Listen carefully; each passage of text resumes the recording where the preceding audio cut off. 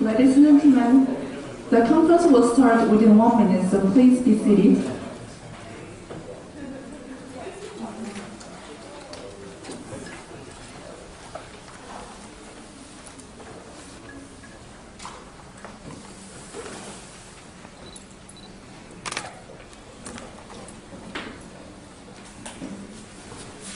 Good afternoon, ladies and gentlemen. My name is Selin Lee from Korean Entrepreneurship Foundation.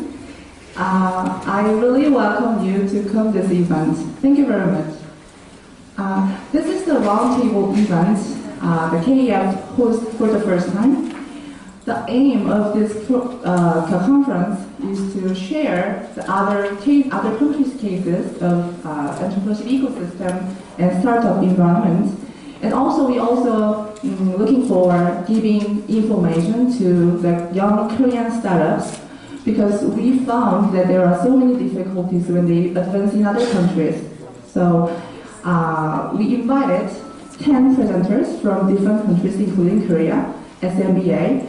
So I expect the informative presentations from 10 presenters, as well as for the audiences for the active participations.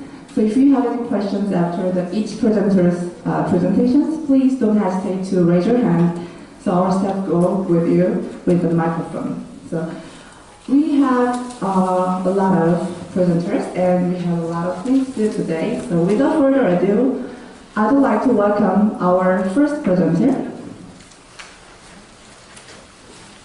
Our first presenter is Mrs. Eva Boves. Forgive my pronunciation. She will deliver the presentation about the starters in Flanders.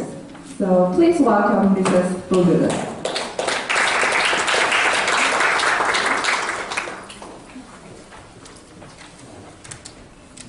Thank you. Yes, perfect. Nice to meet you all. My name is Eva Boves and I'm from the Embassy of Belgium. I'm the Investment and Trade Counselor for Flanders, which is the northern part of Belgium. Is there some kind of clicker that I can help you with? Here?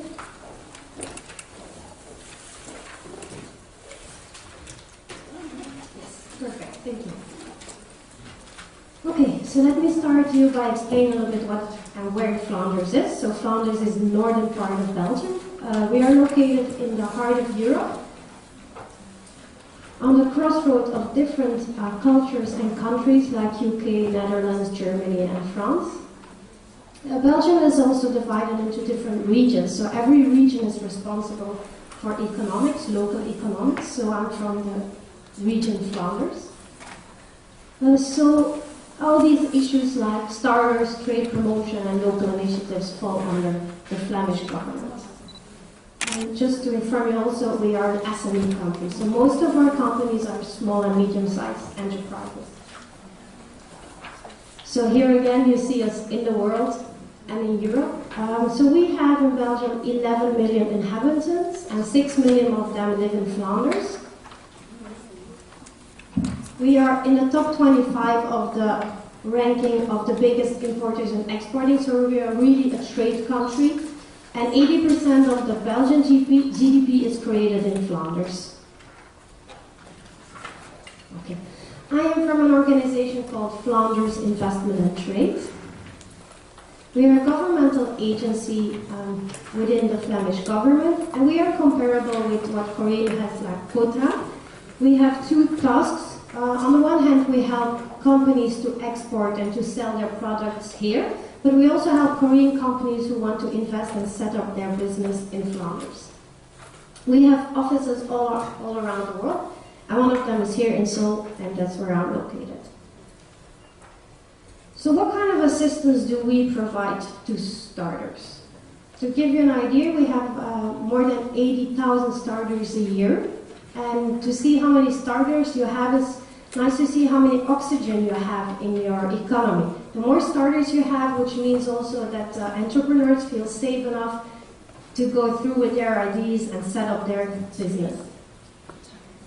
So starters are really important in your government and in your economy because they give a new economic dynamism, they create employment and they add value, and they also give a good push to the existing companies to innovate. So as in all countries in the world, starters is a popular and important item, and we also have different programs, and we like to call them also communities. You have different communities where starters can go to get all kind of information. We have communities online or offline, information that is being provided by the government, the economic midfield, like organizations like chambers of commerce, self-employed organizations, team organizations. So Flanders DC is, for example, an organization that helps everybody who's creative. So it's Flanders District of Creativity. As you know as well as I do, that creative people, they're creative. They are thinking about what kind of pictures do I want to take. They see some colors and they're thinking of what paintings can they do, or they're fashion designers, but they don't really think about business. You talk to them about certain economic words and they go like, So they need some help to get this idea into a box to get this sold. Because this industrialization, commercialization of this idea, that's where often for creative minds, it might get stuck. So we have an organization called Flanders DC to help those creative minds. iMinds is also an organization that helps startups who have all these ideas around software. But we also have private initiatives, companies that just come together, are businessmen that have so many years of experience that want to share this know-how together with starters. So as you see, not only government, economic midfield, but the companies themselves create this community where starters go and shop for different ideas. What kind of assistance do we have? Well, we provide know-how, coaching, advice, information, subsidies also, that's very important. And we try as much as possible to keep it under one-stop counters. Because when you're new, there's so much coming to you that it's really hard or getting hard to find the information. And all this makes that we can help you or help the starters in every step of this startup. But what I would like to talk about, because all the different countries and you during those 2 days will get a lot of information on startup and how to start up, but I would like to focus a little bit on starting exporters. Like you're starting up now, and the message I want to give is you're starting up here and now, but maybe you also want to think global already. So I think it's important that you start think global from the beginning. Now that you're starting up, now that you have so much to consider, think also not only the now, but what will you do in 5 or 10 years? And ask yourself these questions. Is it a certainty that you will succeed in this local market? And isn't it maybe cost and time efficient to start thinking globally right now, now that you start? And maybe your product will answer also needs abroad. I'm asking these questions because this comes from the experience we have guiding and helping startup companies that started in Flanders and actually saw that Flanders was not ready for their product, or not really suited for their product, but they found on a fair by accident that in Asia they're really being able to answer the needs of those companies, or in America or Africa or wherever. So what does that mean? Include export already now in your business mind, in your startup mind and in your business plans. If you're developing a website, maybe think about putting already the English version on it. Or when you hire people, maybe you want to already hire people that have certain language skills. or that have some kind of experience already with international. When you develop your concept, think about, as I said, language. For example, if you make a machine, instead of putting in Korean, for example, on-off, you can just put in English on-off, or it's just an example. Or if you have some kind of international standards that you need in Korea, maybe you can apply also for the international standards. If you work with a logistic partner, maybe choose someone who has already experience also with international, and the same with choice of your bank and so on. But of course, you can't do everything yourself. You're a startup. You have other things to consider also. So that's why also an organization like Founders Investment and Trade is already focusing a lot on starting companies, starting exporters, startups. So we assist those new to export. How do we do that? Well, for example, we have different advisors all in every province, all over different regions that can help you and assist you. You can just call them, they come to your office and they explain or give you answers to all kind of questions you may have. So we also cooperate intensively with local organizations and chambers to be able for us to also identify who are the startups. Because as I said, as a startup, you have so much coming to you. And it's maybe hard for you to find where can I shop for which information. So we also try to identify you, so we can already come to you with all the information you might need. We also provide free information like trade requests, and we make studies. And then we also have the export meter, which is actually a very interesting tool we have. It's a free audit on all the processes you have in the office. For example, do you have the knowledge in-house to export?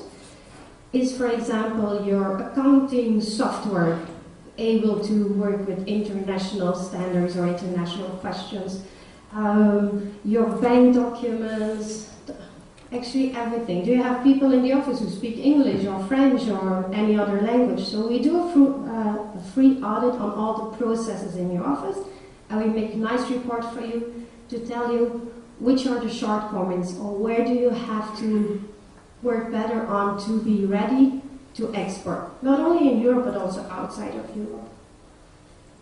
We also organize seminars, mission fairs, networking, and so on. So, for example, missions, we organize startup missions, like a start to export to Germany or startup to export to the US, to Japan, to China, and so on. And we also give a special attention to offices in our neighboring countries, because as an exporter, you probably first look at your neighboring countries. An exporter in Flanders will probably first go to the Netherlands, Germany, France. So that's why our offices right on the other side of the border are so important. And we make also a lot of manuals, like how to export, how to make an international marketing campaign, how to organize your logistics, and many more. And of course, and not least, very important for the company's subsidies. So my conclusion would be is start locally but think globally now that you're making your startup business plan.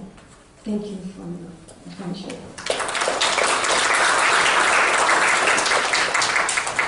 So if I understood well, first questions and answers for me. Any questions? Yes, right there.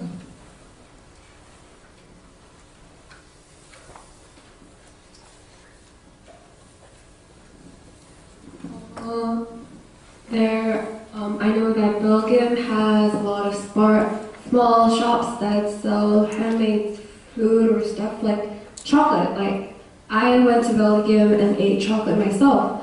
What do you think entrepreneurship did to develop those kind of handmade shops? Well, we help them with advice. So, for example, someone has a skill. To become a chocolatier, you also go to school to have a certificate, and most of those schools that are related to artisan work, that are related to craftsmanship, not only give how to be good in your craft, but also how to do the business. So to be able to open up a business, you need a certain license, which you can obtain at school. So this is already from school on, that we make sure that The entrepreneurs in Spain, those who are coming, do not know only the art, the craftsmanship, but also get to know how to do the business. And if they have more questions, they can always go to any organization, or if they want to start exports, they can come to us with their questions. Does that answer your question? Yeah. Any other question? No? Okay, good, thank you.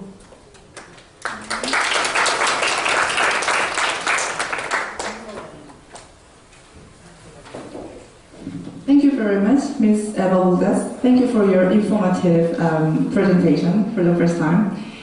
Our second presenter, due to our time constraints, I would like to introduce our second presenter soon. Her name is Ms. Yumi Kim from Finland Korea Center, FinPro. She was going to make a presentation about Finland startup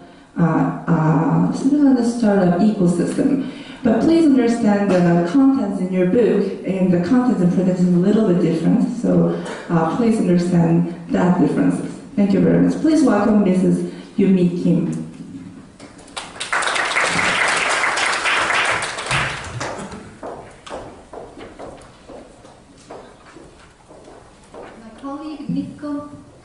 From our office, our commercial assistant will help me also. You can come to the stage now.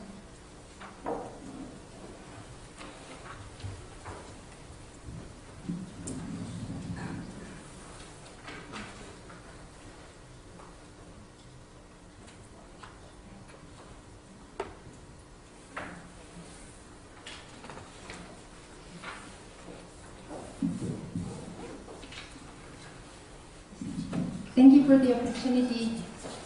Thank you for the opportunity to present Finnish ecosystem to help the Finnish startups be successful. My name is Yumi Kim. I'm Trade Commissioner of the Finnish Trade Center here in Korea. I'd like to start with the preconditions for startup success. Finland has been benchmarked quite a lot as one of the success stories of startup ecosystem. And I gave a quite good thought, what would be the preconditions for startups so that Korea can also benchmark. And one of those preconditions is entrepreneurship education, of course. There should be a good education to raise good talents. And Finland has a very good entrepreneurship education, even starting from the preschool all the way up to universities. And then you have a very good university research industry collaboration and clustering. And again, there are many visitors from Korea to Finland to benchmark this clustering. And one of those highly benchmarked ones are Technopolis and science parks. And typically, these Technopolis and science talks are where the startups, research, and industries are collaborating. And there is always a government support behind these science parks. And then co-working space for people to work and meet and network and brainstorm each other. And then incubation and acceleration services for startups have been there for some time in Finland. And then also a good bridge between investors and startups are there. Typically, VCs, Business Angel Network, Finland's Business Angel Network called FIBAN is one of the most active business angel network in Europe. And then we have public venture capitals within the public domain. And the TECES is the national funding agency for R&D, and startups are eligible for the R&D funding. And also nowadays, the National R&D Funding Agency supports their internationalization as well. And then CITRA is under Finnish Parliament that does think tank and do tank as well. So they provide VC funding and also incubation and acceleration and business development services for the startups under CITRA portfolio. And Finland has also very good public-private partnership. And a lot of times it is bottoms-up and private-oriented and driven partnership. What are the key words then for success for the startups? This is actually, I took it from one Juhan Daily Economist article recently published about the startups in different countries, Israel, China, Finland, etc. And those success factors are one, collaboration. And Finland has embedded a collaboration nature in the society. And startups need collaboration among the startups, with the research industries and companies, but also with the big companies as well, who can try and implement the innovations coming from the startups. And like I mentioned, entrepreneurship. And then opportunities that are given to the startups. Without these opportunities given and offered by the society, by the industries, the startups cannot go global, or they cannot grow. And opportunities that are created by the public sectors are quite valuable for the startups to grow. And then go global. So Finnish startups are born global. Most of the startup companies that are well known here in the market in Korea, they were born global. For example, Rovio is well known, and of course it's a global company. And Seriously, it's another game company, and it was established a few years ago, and Seriously got an investment recently worth $14 million in its second or third round of investment funding. And one Korean investor called Korea Investment Partner also joined that 14 million euros of funding. And then all these other companies, Reforged, Bold, Supercell, I don't have to even explain what Supercell is, and Fingersoft. These are the companies established less than 5 years ago, and they are all operating in the global market. And some are operating already in 28 different countries. So Finnish startups are born global, and they're very successful in the global market. One of the investors I would like to present today, among all the others who are very active, is Nokia Growth Partners.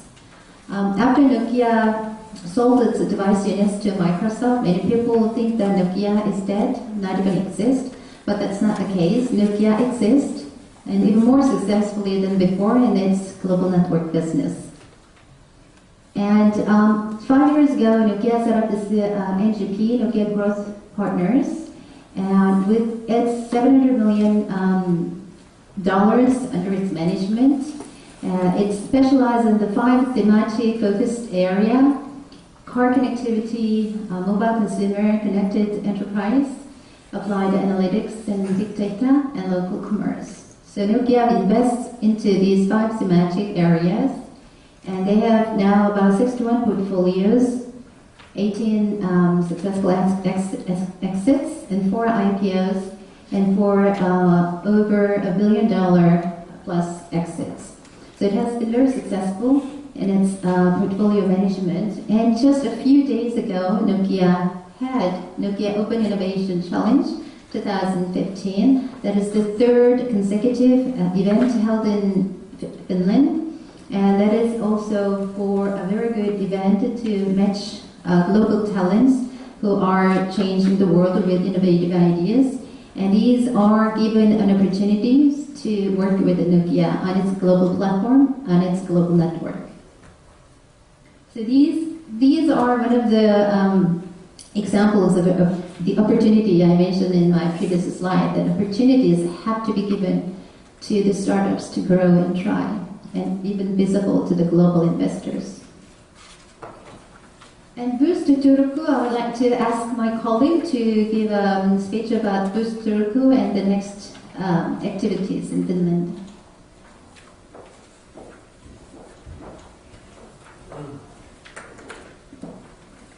Thank you, Yumi. On behalf of myself also, I would like to wish good afternoon for everybody. My name is Niko Kanan. I'm also working for the business sector of Famous of Finland. And my role here today is going to be introducing a couple of organizations that have a central role when it comes to entrepreneurship in Finland. When you think about the Finnish word for entrepreneur, it's yrittäjä. And when you directly translate it in English, it means a person that who is trying. So if you only look back 5 years ago, if a person told other people that he's an entrepreneur or she's an entrepreneur, people thought that she or he has failed in everything else, and entrepreneuring is the only thing that he can do or she can do. And since 6 years ago, there have been student-driven organizations in Finland that have been aiming to change this perception. And Boost Turku is a fine example of this kind of organization. Boost Turku is located in a city called Turku in Finland, and it has 180,000 people. And 1/3 of the people living in Turku are actually students. Boost Turku is a very much student-driven organization for entrepreneurial students and other people also with an entrepreneurial mindset. And with a very short track record already, they have been able to make changes in the city of Turku. They have been able to create jobs, and they have been able to create other companies, new companies.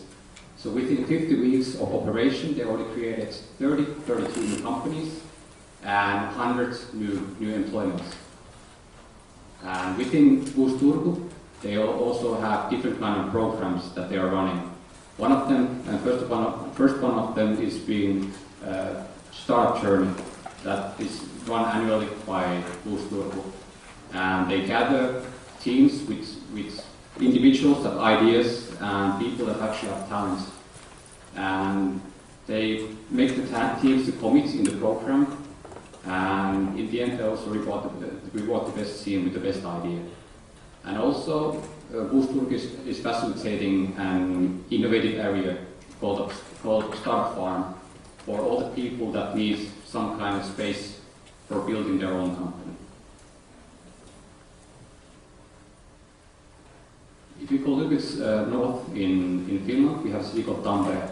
It's also a very entrepreneurial city, known for its startup field. And the second organization I'm going to be introducing is Demola Network. In short, it's an international organization focusing on facilitating cooperation spaces and cooperation projects. And with Demola organization, the key factor is that they're bringing three players together. They're bringing the companies, they're bringing the students, and they're also bringing the universities. And the aim for them is to bring value for all the participants for the projects. Just to give you a fine example, a company comes with a problem to Demola. And Demola promises that they're going to be solving the problem or they're going to be developing something for the company. And what they're going to be utilizing is the knowledge and know-how and theoretical know-how of a university. So Demola gives an opportunity for universities to actually put the theory in practice. So it's not all about books, it's actually putting things in practice. And for students, they are the stars of Demola Network. So students actually get practical knowledge, how to work in a startup environment, and they get some practical know-how skills of the work environment. Expertise, and they also get to meet the future employers. So Demola brings all these players together and also gives value for all of them at the same time. And this is already a proven network that is global. They have a branch in Mexico, they have in Russia, and different countries in Europe. So this is something that actually works. And Demola network is also planned to spread it even more global. That is my part. I'm going to give the floor back to Ms. Kim, who's going to be continuing a little bit. Thank you, Nico. Just to correct those numbers now, there's some number cut there. So Demola has 350 projects last year alone. So all the students participated in this 350 projects, got the experiences of being innovative and going global.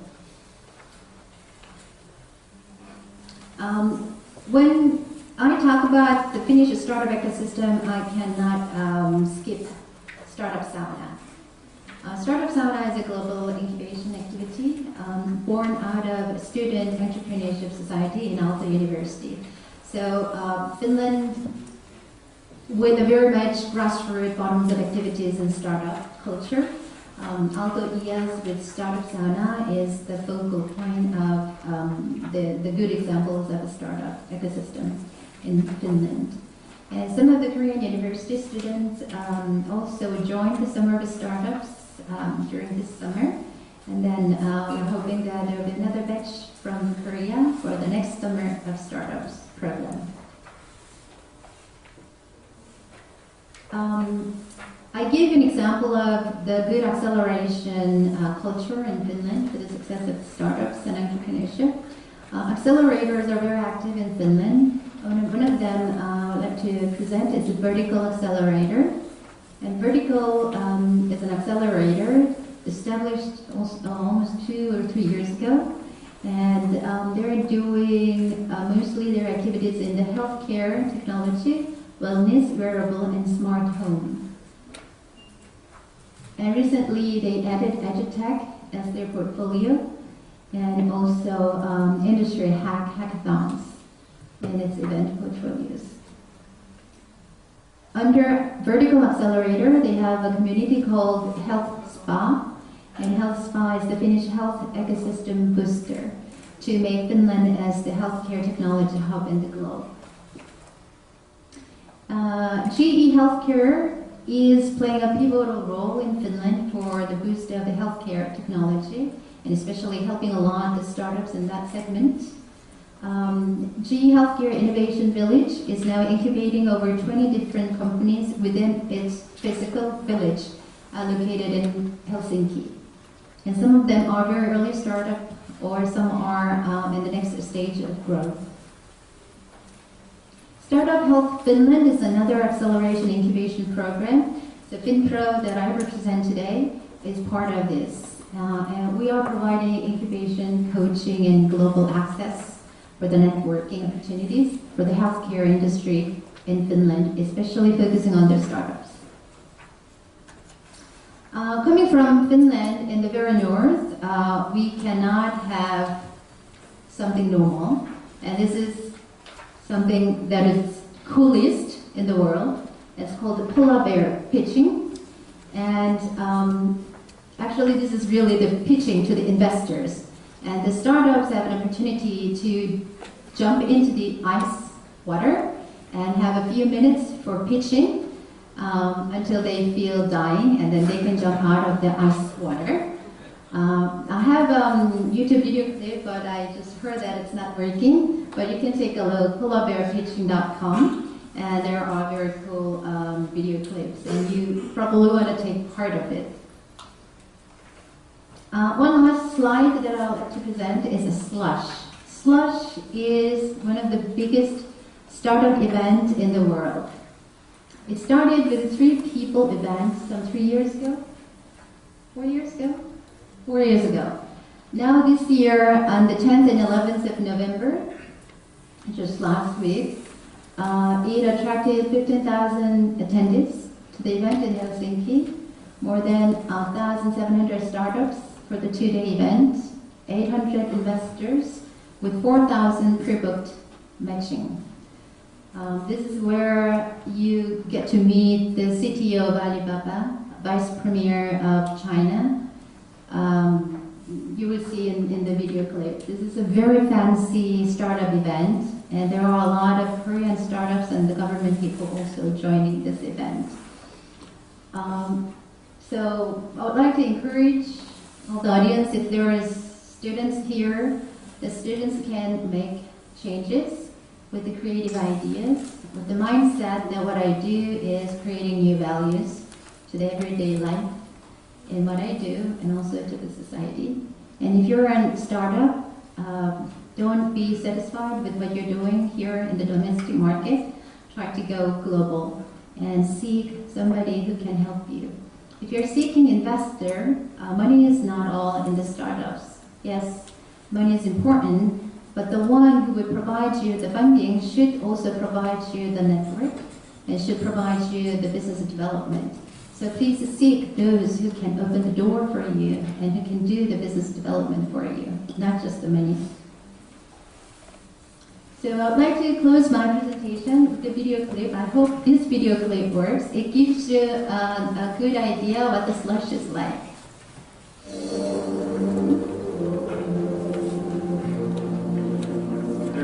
something happening in the Nordics. It's one of the highlights of my year. I mean, you just come here and you see all the passion, all the energy. It's down to earth, and it's a good mix between VCs and startups and the bigger companies, and all people, they take time to come here. It's quite mind-blowing. It's an amazing setup, great venue, great people. It is a lifetime experience, I would say. We like the grittiness of the startup culture, and you see a lot of that here, so it's very inspiring. Pure event for startups.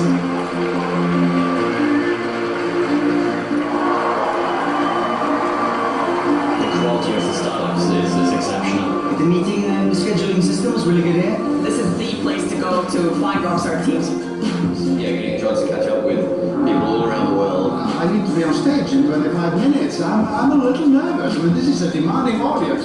Just as of this minute, we are announcing that we've raised $57 million. The original vision of the internet was the correct one. In fact, the Bitcoin network is faster than the 500 top supercomputers combined. To create a startup buzz like this is unheard of. This is such an incredible movement, you know, in Finland, but it's really a movement around the world.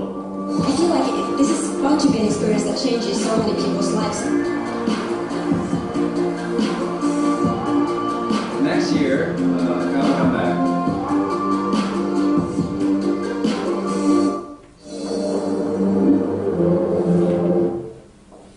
Thank you very much. Any questions? Yes.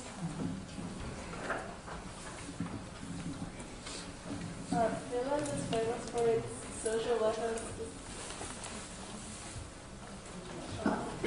Finland is famous for its social welfare system. So, how does entrepreneurship contribute to those social welfare systems?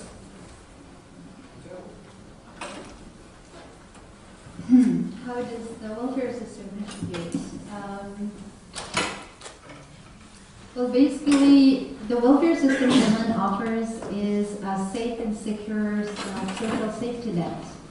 So you have a fundamental trust that the society is there to support you for your basic living. But I think to be an entrepreneur, it has to go beyond that. If you're happy with the government provides you, you cannot be an entrepreneur. So I don't like to actually connect any welfare system with the startups. Definitely successful startups will improve the society's welfare status.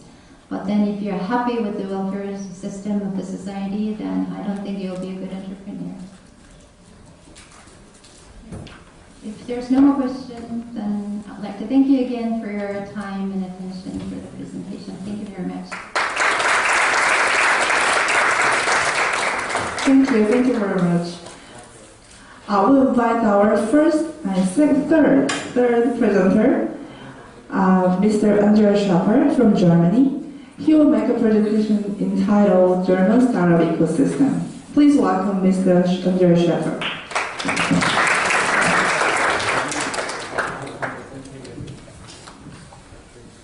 That's the one, okay. All right. So good afternoon, everyone. I'm with the Korean-German Chamber of Industry and Commerce. So I'm from Germany, and Germany is famous when you look at the industry. I think there's 3 areas where we're doing quite well, and 1 area that leaves room for improvement. So if you look at the global companies, Germany has achieved quite a lot in building global brands that are successfully all over the world. These are huge corporations, usually listed on the stock exchange. Then we have the famous hidden champions that Koreans are so curious about. These are family-run businesses that have a certain size. They're owned usually in the 2nd, 3rd, 4th, 5th generation by the same family, and they manage to find a niche where they're doing so well that even big corporations can copy them. And then we have a 3rd backbone, and this is the dual education system. This is a system where young people learn a trade by combining schooling and working in a company. And this provides people who can afterwards send up artisan shops, cobblers, hairdressers, also people who know about many different areas, setting up a garage, fixing cars, doing the plumbing, putting up your wallpaper so it doesn't fall down. So these people, they know what they're doing, but they're not typical entrepreneurs. So they learn something and then they do it, and they do it really well. And this is why we have houses that last for 80 years, for instance, and where you don't freeze in the winter. So it's a very good system. But the fourth area that Germany is still struggling with is the new Facebooks, the new eBays, creating a system where someone has a completely different idea, where it's not just about doing a good job, but about coming up with new ways of doing things and then doing it on a global stage. So this is where everyone obviously is looking at the Silicon Valley and thinking, hey, we have those ideas, but in the end it's the Americans that turn them into practice and turn them into global enterprises. So there's a few bright points on that. I think some of the issues we have are similar to Korea. And I'll talk about how Germany is faring. So if you look at this, how many entrepreneurs do we have? Our share is pretty low. We're more comparable to Japan. So they see sometimes it's a trade-off. You build good cars, you have a really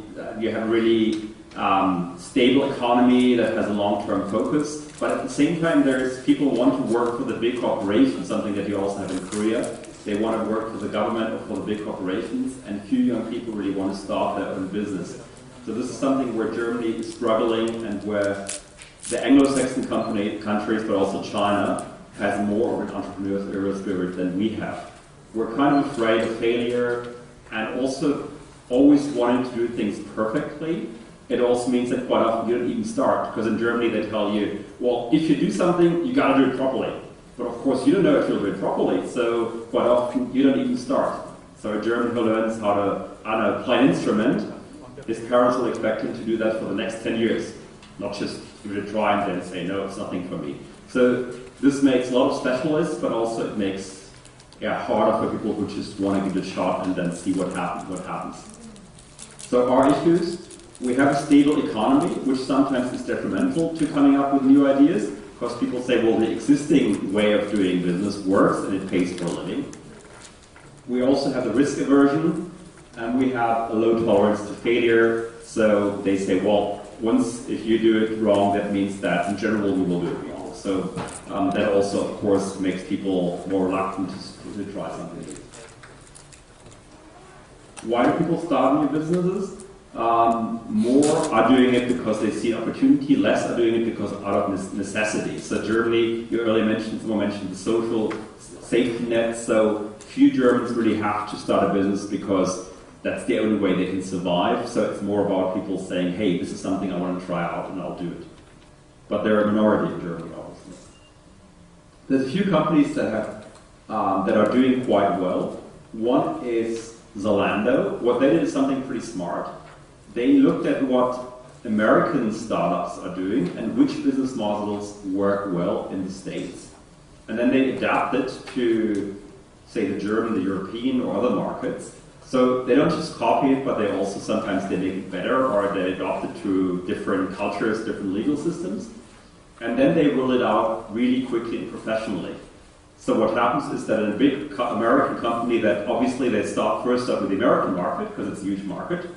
Then they probably would go to Canada, they'd go to the UK, they'd go to Australia, and eventually they'd venture into Europe, Russia, Brazil, China, other markets, and by then the guys from Zalando, quite often already there, have established a brand, and then either they dominate the market or they get bought up by the Americans and they earn a lot of money doing that. So this is a business that works pretty well for them. There's a few others here.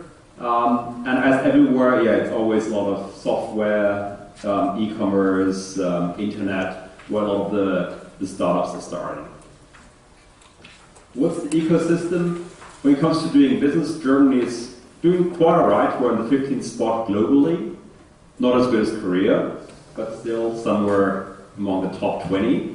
So this is not what stops startups. I mean, some areas it's pretty regulated, but let's say for the areas where most startups start, which is which is the IT sector, it's not that bad to get permits. This is more about the trades exactly, where they tell you, no, you can't just start cutting hair, you need to have a permit for that, you need to have a training for that, but in other areas it's quite easy. Sorry for putting up Kenya there, didn't know you were there, but that doesn't mean, yeah. Then there's, what helps German companies? One is we have a good physical infrastructure. Obviously, Koreans won't be impressed by our physical infrastructure, but still we have a decent network of railroads, of highways, which is quite good on an international, when you compare it to an international standard. We do have good, decent universities, especially technical universities, and the government is willing to fund these issues. What is causing problems? One is the entrepreneurial climate in the education sector. Most teachers, they're pretty much anti-business. I just read an article about a German who is lobbying in order to prevent businesses from working with schools. So there are some companies or organizations that say, we want to bring economic knowledge into school, teach them what the stock market is, what profits are, and then there's others who say, well, that's just going to turn them pro-business and it's going to brainwash them and they'll just think profits are good.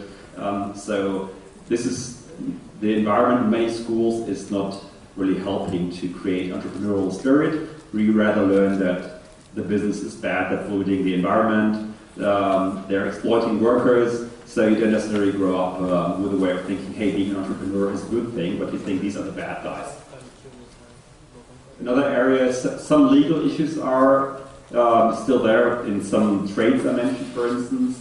Then we have a tax system. So once you're successful in Germany, you pay quite a lot of taxes.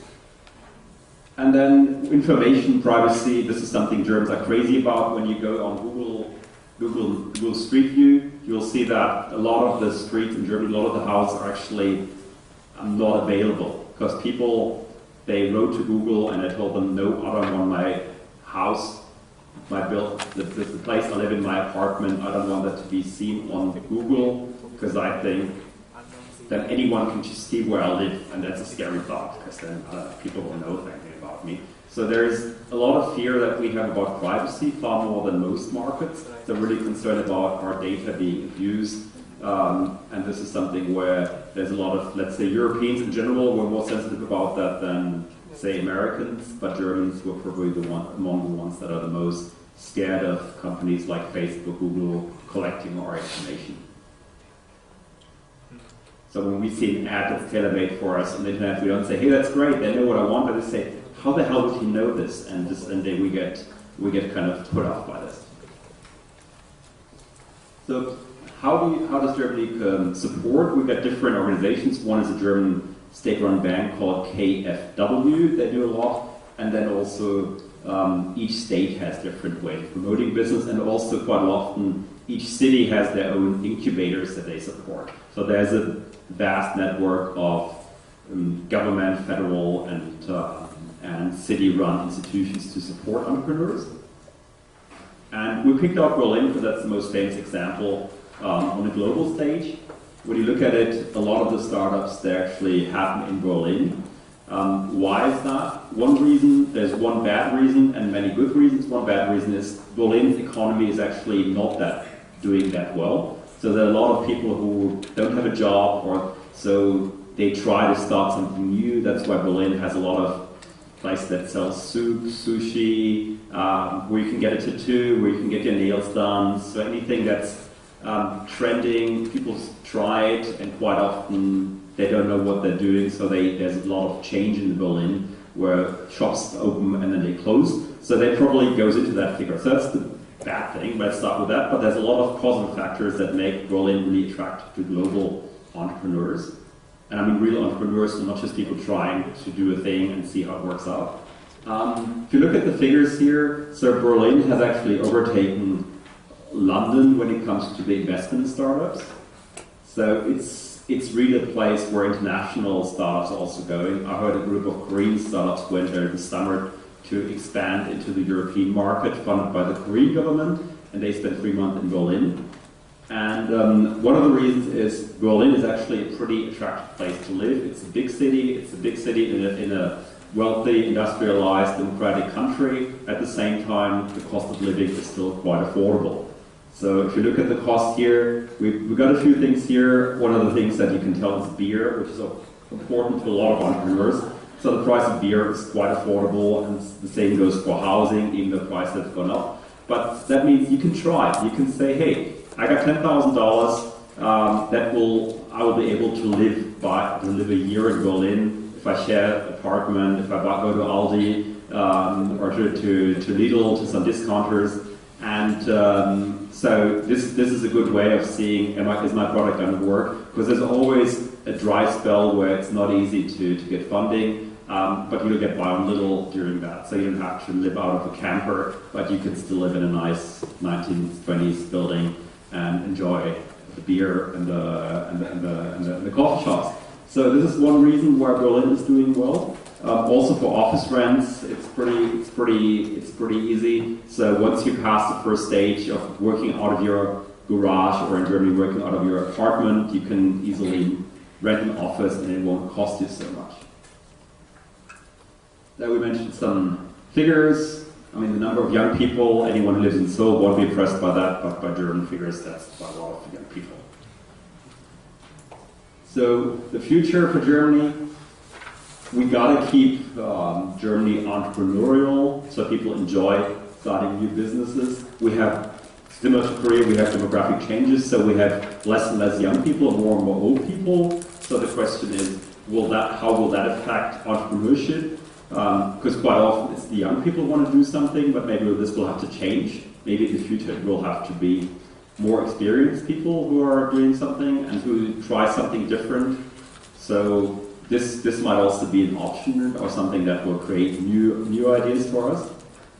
We have lots of migrants. That's also something. A lot of the new business in Germany are started by migrants, and quite often that's the issue. They keep small. So that's like the grocer, the kebab shop, the little cafe, and the challenge will be to turn them into bigger businesses. But there's also a few examples of that working already. And then we mentioned, what will Industry 4.0 do? Honestly, I have no idea. So there's a lot of opportunities also for Koreans going to Germany, because there's a growing curiosity about how things are done in Asia, and you're ahead in quite a lot of areas, especially when it comes to the IT sector, where there's a lot of new ideas, but also for fashion. I just heard of someone who works for one of those companies that were earlier mentioned, and they come to Korea to get inspired about new fashion trends that they can then roll out in Germany as well. So there's areas where Germany looks at Korea, just like you're looking at other countries to see what they're doing. We're also looking at other countries to see what they're doing. So if you're in one of those areas, fashion, design, online, everything that's internet related, then Germans will be curious to learn what you have to teach them as well. This is us, so we're the German Chambers of Commerce, so we can help you or anyone you know who wants to do business with Germany to find the right contacts and the right kind of information you need to be successful. That's all for me from now. Looking at the time, we still have for the host. Do we still have time for questions? Do you have any questions? No? Okay, if you don't have a question, you just wrap up here. All right. Thank you very much. Thank you very much. Thank you very much, Mr. Shepherd. Our next presenter is Ambassador Mohamed Abdigelo from the Republic of Kenya. He will make a presentation titled Kenya's Entrepreneurship Ecosystem. Please welcome Ambassador Abdigelo.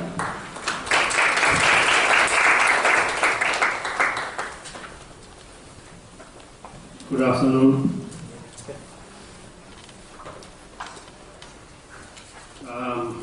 Andrea, thank you for indicating Kenya was 108. It's true. This year, the World Bank's ease of doing business indicated Kenya was number 108 out of 189 countries. But what that doesn't indicate is that we went up by 21 upwards, from about 129 to 108. That doesn't make us good, but there has been some improvement. Thank you.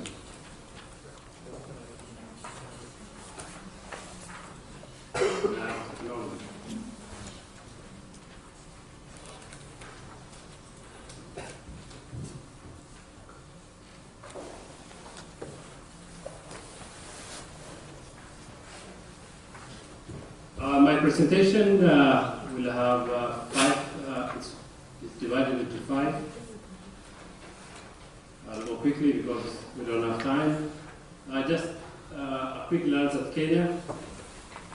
We're in East Africa. Population just about equal to Korea, about 45 million. Credit rating is over there. Our GDP per capita quite low compared to many to Korea and developed countries. It's interesting to note that we were considered one of the most attractive places to do business among emerging markets by Fortune magazine this year. Current GDP at 55 billion US dollars, about 5 times the size of Korea. Of course, our official language is English and our national language is Swahili. And of course, we pride ourselves as having the best weather on earth.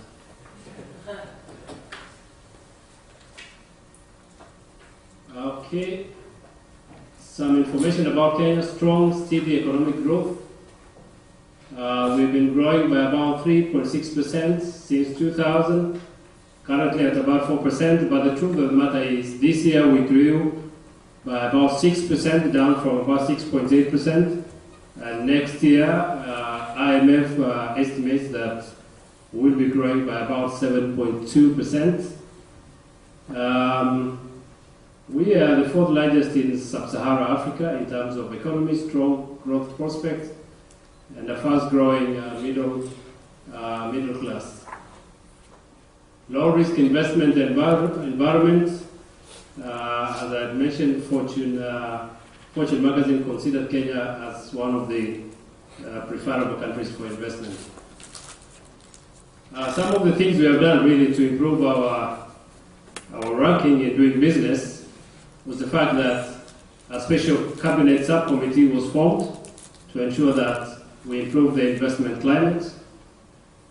Business Environment Delivery Unit, BDU, was constituted by the presidency, and the man in charge of that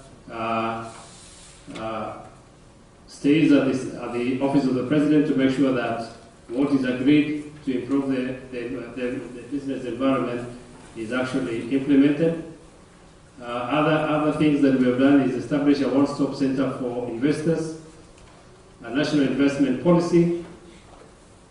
Some of the strength of Kenya is strategic geographic location that makes the country ideal for partnership, reducing the cost of energy and improving energy availability. I know for a country like Korea with 91,000 megawatts, 5,000 looks very small.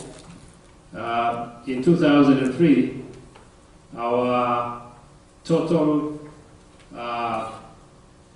capacity, or energy capacity that is installed, energy that the country had was about 1,200. Now we're moving to about 2,200. By 2017, we expect to go by about 5,000. All that does is really to bring down the cost of doing business by making electricity much cheaper. Of course, in terms of the region, we have a very large number of multinationals that operate in Kenya. We have quite a number of investment opportunities, both at the national level as well as in the devolved units. After 2013, the country was divided prior to 2013, we had one national country. But after 2013, the country was divided into 47 units, which is called devolved units. So we now have the national as well as devolved units. We do have a very strong private sector with the Kenya Private Sector Alliance, Kenya National Chamber of Commerce and Industry, Federation of Kenya Employers, Kenya Association of Manufacturers, and UBA. And I think the German Chamber of Commerce is also in Nairobi. Is that correct? Yeah, it's in Nairobi. We are the third most important capital market in Africa. There are 5 mature capital markets in Africa. The biggest is, of course, Johannesburg. We have Nigeria, which is the second biggest. Third is Kenya. Then we have Egypt and Morocco. We have a large pool of labor force. That is a very important comparative advantage for Kenya compared to the other African countries, particularly East Africa. We have a wide market access. We are a member of the East African Community, the common market for East and Central Africa, and we have FTA between EAC, COMESA, and SADC, which is coming up, which will bring about 600 million people together. Of course, we are a very stable country, and regionally, we are far better in terms of infrastructure. Now, introduction to Kenya's entrepreneurship ecosystem. I'll be dwelling very much on the small and medium enterprises. And the reason for this is because that is where our strength is in the SMEs. But of course, we have a very strong entrepreneurship culture in Kenya, and mostly within the younger population of 18 to 34%, the youth, particularly in the information technology sector. We've been doing very well in that sector, and it's now really contributing so much to our economic development. Our business environment is characterized by, of course, the SMEs, which accounts to 80% of our businesses are by SMEs. The SME sector contributes to 18% of the country's gross domestic product. We are known for world-class innovation in the IT sector, having been born in Kenya. And if there is anything we can talk about that has gone global, that we have taught the world, is the use of mobile transfer, which was started in Kenya about 8 years ago. As I mentioned, SMEs are very important. As a result, what the government did was to establish an authority, which is called the Micro and Small Enterprise Authority, which is a state corporation of the Ministry of Industrialization and Enterprise Development, and its main focus or mandate is to promote, coordinate, and regulate the MSC sector. I won't go through the MSEA mandate. You can see that. I think it's in that booklet. So really, the government has made numerous efforts to strengthen its apprenticeship ecosystem, particularly at the level of SMEs.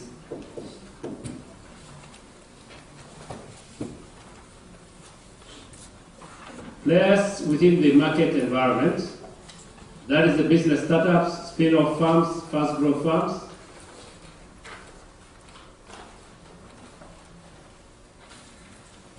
We do have the environment which put them all together so that you can quickly look at them. These are those that really form the environment in which these startups operate. The most important, of course, being the government itself. We do have the academia universities that provide entrepreneurship through learning institutions. We have research institutions that assist the startups and businesses, role models, and business associations for networks, mentorship, coaching, as well as business portals, intellectual property rights, growth and capital, etc. So this is really the players within the market environment that support or really define the entrepreneurship ecosystem in Kenya. So what is the role of the government as far as supporting the entrepreneurship and in that case startups? Creating a stable and friendly ecosystem for enterprises and SMEs to thrive and compete in the global economy is really what the government intends to do. And therefore we have an SME-friendly ecosystem, which in our own definition, you can divide this into two, with one being the supply side, and this is organize the market for SME resources, enable support for SME professionalization, and capability development. What this really means is that SME-friendly resources are such resources as providing finances to startups, management consultancy services, specialized services, training and capacity building. These really form the supply side of what you assist the entrepreneurship to be able to thrive in business. Of course, in the demand side, what we strive to do is to create the demand conditions for entrepreneurs and SMEs to access markets. And this includes setting aside, for example, government procurement. And I think I would like to address myself to particularly the students who are coming out of schools, the youth. One very innovative thing that the Kenyan government has done, which is to support the youth, was to lock in our rules, basically in our constitution, and therefore in our rules, to support the youth, particularly in businesses. Of course, many of us know that quite often most businesses are mature and they're able to compete very effectively. And what the government has done is, in all government procurement, 30% of all government procurement is reserved for the youth and women, which means really you don't really have to prove very much that you have the experience, as long as you can be able to show you can be able to what do you call it to undertake that tender. To assist the youth, of course, not only do we reserve those, we give them that quota of 30%. You'll see, I think it will, I'll be able to show that. We also provide funding to the youth fund, the Wezo fund, and so many other funds, which is just targeted towards the youth and women to be able to support them in terms of entering into the business world. Of course, as a government, one of our important things is to work with other countries, to lobby for cross-border trade and investment, provide market information and facilitate business matching ideals. And one, of course, of the things that we do, for example, looking at the region, by working with our neighbors to make sure that our businesses can be able to do business, can be able to go even start businesses in our region, in the neighboring regions, by eliminating things like, for example, work permits and requirements that they are considered just like local in those countries, particularly within the East African countries. So these are some of the things that the government does to be in order to facilitate entrepreneurship in Kenya. So what do we do as a government to facilitate entrepreneurship and therefore assist in startups? The government established institutions that support entrepreneurship ecosystem through research, innovation, marketing, technology, patenting, standardization, and training. We have an institution which is called the Kenya Industrial Research and Development Institute, whose main function is to provide research and technology upgrade for companies. The National Industrial Training Authority, again, an institution whose main responsibility is to ensure they are able to provide the capacity required for entrepreneurs in the areas of business. We have introduced in almost all the major examination, particularly certificate, undergraduate, as well as master's degree levels, courses in entrepreneurship to be able to upgrade the knowledge and capacity and skills of entrepreneurs. We have the 4Ks, MSC 2030 initiative. This is an initiative that brings together those four institutions: Kenya Bureau of Standard, KIPI, which is the Kenya Industrial Research Institute, and an organization that deals with Juakali. Basically means small-scale businesses in Kenya for building capacity for mass production and export of quality goods, technology, etc. The government also partners with stakeholders, and these are investors, institutions, development partners, venture capitalists, to upscale entrepreneurship ecosystem through provision of specialized services. And of course, one of them is the Kenya Invest, particularly for those who want to invest in Kenya. This is the first place that you'll call to assist you, whether you are a local as well as a foreign who wants to invest in Kenya. And the Kenya Invest has various roles, but one of them is really advisory. 2, to assist you to set up your business. And 3, they also provide after care service to those who are registered with them. But basically, Kenya Invest assists in capacity building, subcontracting, and partnership exchange program. And in collaboration with UNIDO and Kenya Industrial Research and Development Institute, they assist startup companies as well as other developed companies. Of course, we do have incubator programs, development of business and technology incubator through Kenya Country Business Incubator, Kikobi, Kenya Industrial Estates for small industries, particularly SMEs, Kenya Industrial Research and Development Institute Incubator Facility. We have the EPZ, which also has an incubation facility, and Strathmore College, which is part of the Strathmore University group, also has a clean energy incubator program. And of course, Nairobi is well known for ICT startups, and one of them is the Nairobi Lab for ICT. Basic infrastructure support entrepreneurship, SME parks, country industrial development centers, and now since we have counties, there is a proposal to ensure that we do have industrial parks at the county levels. The country is also now in the final stages. Actually, this has already been done to develop special economic zones in very key areas and in very specialized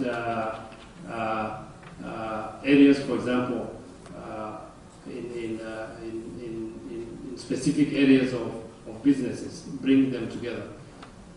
Business and technology incubators and ICT parks. We have one major ICT center that we want to establish, which is called Konza City, and is only going to be an ICT city to attract all ICT-related companies. And of course, development of infrastructure. We are massively involved in ensuring that those support structures, particularly in infrastructure, are upgraded. We were lagging behind on this, and a lot has been done.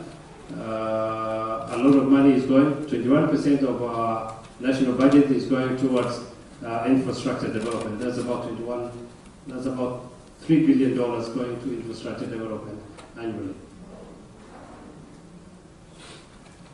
Yes, ease of doing business, I just mentioned about it. The government established a unit to boost entrepreneurship ecosystem. Office of the Registrar of Micro and Small Enterprises to register, regulate, and streamline the MSC. We have an export promotion council to assist with the external markets, but importantly was the business delivery unit that was established by the government to be able to make Kenya a business-friendly country. The private sector government partnership through joint implementation of programs, numerous private business associations in networking and mentorship exist. Of course, on top of that, number one in that is the Kenya National Chamber of Commerce and Industry, and I've mentioned the Kenya Private Sector Alliance and Kenya Association of Manufacturers. Those are the three major ones that really support companies, particularly startups, in terms of networking and mentorship. Financial inclusion. We are a developing country, and of course, financial resources are not easy to come by, and particularly it is even more difficult for startups that are being, particularly startups or youth startups. Realizing these challenges, almost all banks have business development services through SME units, but an important one is the Youth Fund, which is quite a large amount has been set aside for this, as well as the Weather Fund. Both of them are funds that target the youth, and the aim is really to support the youth in terms of providing them with some seed money or some money to enable them to enter into the business world. We also have what is called Constituency Development Fund. Every constituency, over 222 constituencies are where members of parliament come from. Each one has got a fund that supports, again, startups, particularly women and the youth. We have a middle and small entrepreneurship fund to finance MSC development, guarantee and offer affordable and accessible credit, and to finance research, development, innovation, and transfer of technology in the MSC. This fund is very critical. It was recently established, and the aim is really, as I have indicated, to support the MSC sector. Other areas that has been done is enactment of Microfinance Act and SACCO. SACCO is Dorcas. SACCO means what? Savings and Credit Cooperative Organizations, to provide framework for lending to MSCs. Credit Reference Bureaus. This is one of the things that made Kenya's ranking go up to 108, was the establishment of credit reference bureaus. Of course, policies supporting entrepreneurship include sustained improvement of the business environment, legislation and regulation. Security is an important area for us. Business registration has been computerized and networked registration. Personal identification numbers for starting business is now online. You don't have to go to the Kenya Revenue Authority to do that. One-stop shop for business licensing and permits. Business taxation, electronic tax registers have been introduced. We didn't have that before. That makes things much easier. And the Business Regulatory Reform Unit sets up a treasury, annually analyzes business reforms and doing business indicators in conjunction with the World Bank for benchmarking purposes. So really now we take the World Bank and other ranking systems to make sure that we're able to compete and be able to improve our ranking, and therefore be able to attract investment. A framework for public-private partnership was established by the government.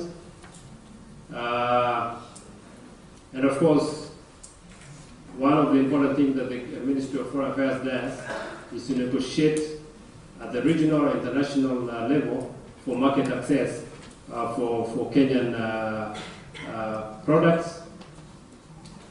And now we have instituted an integrated approach, that's value chain approach to policy formulation and implementation. And the most important one now is the Kenya Vision 2030, which is really the blueprint of our economic development.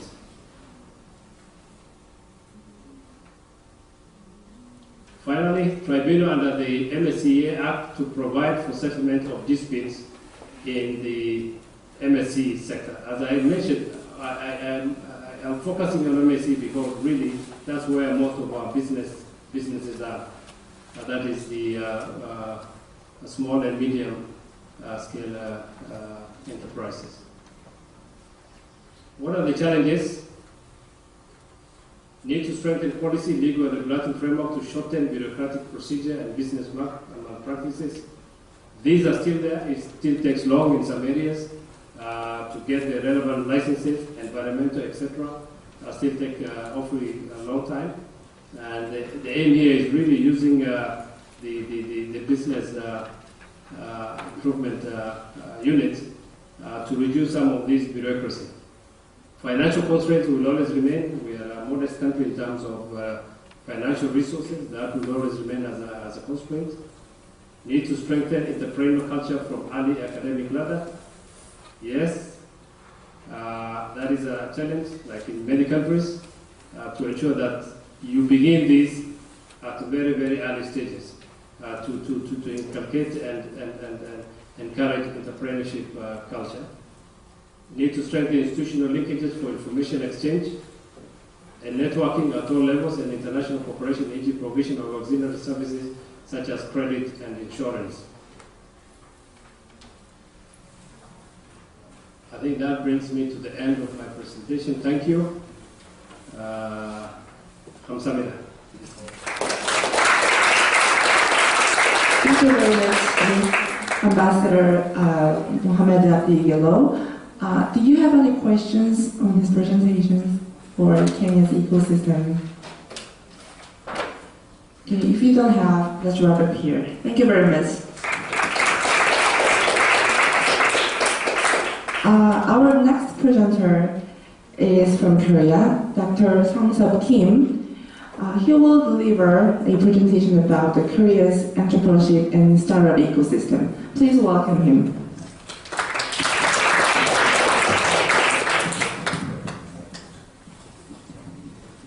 Good afternoon, everyone. I'm Sang-Sub Kim from SMBA. I'm working for the Director of Venture Policy Division of SMBA, Korea. And I'm also very pleased to share with you the experience and governmental efforts with regard to entrepreneurship, especially to enhance entrepreneurship in Korea and with regard to Korean creative economy. Basically,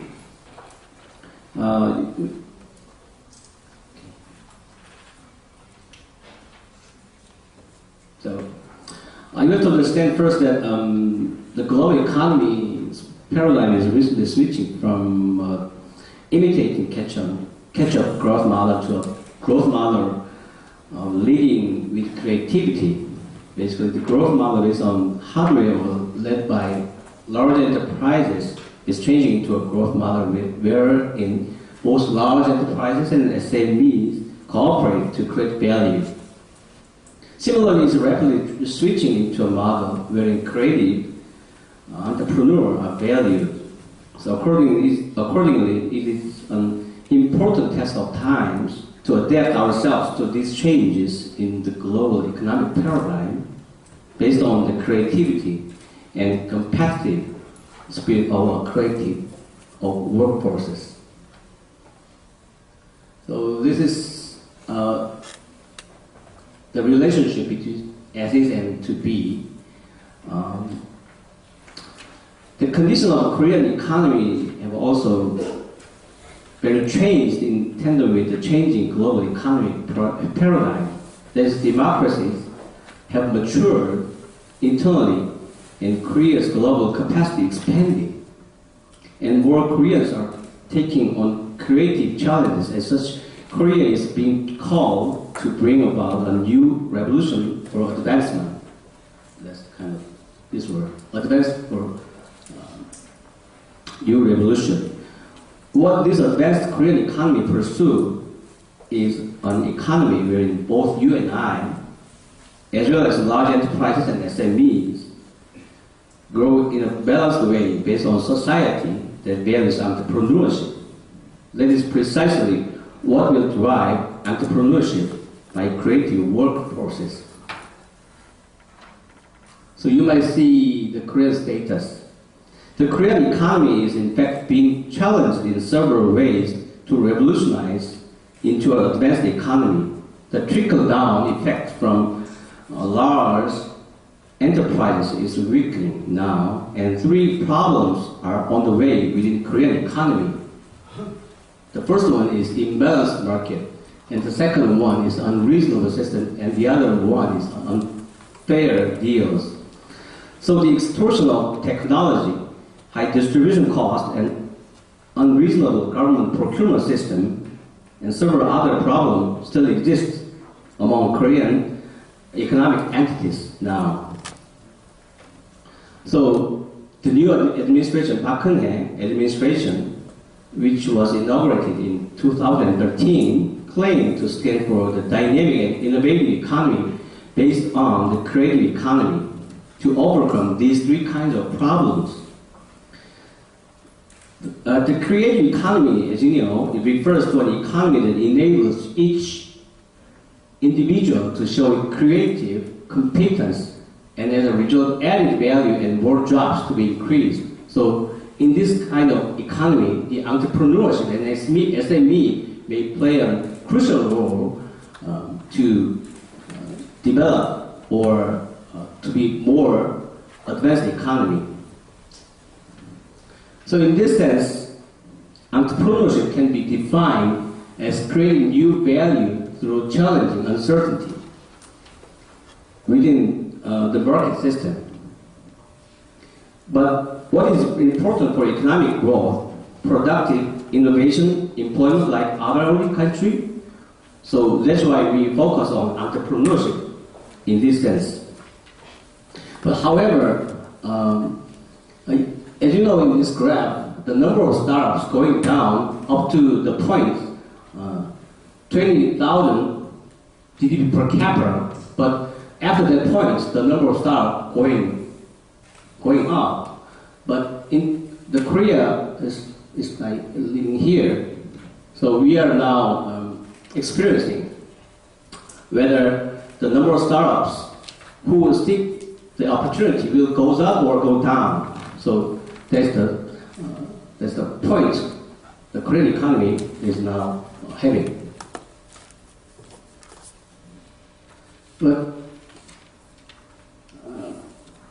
But the Korea is still experiencing institutional difficulty in attracting creative excellence into markets with opportunity.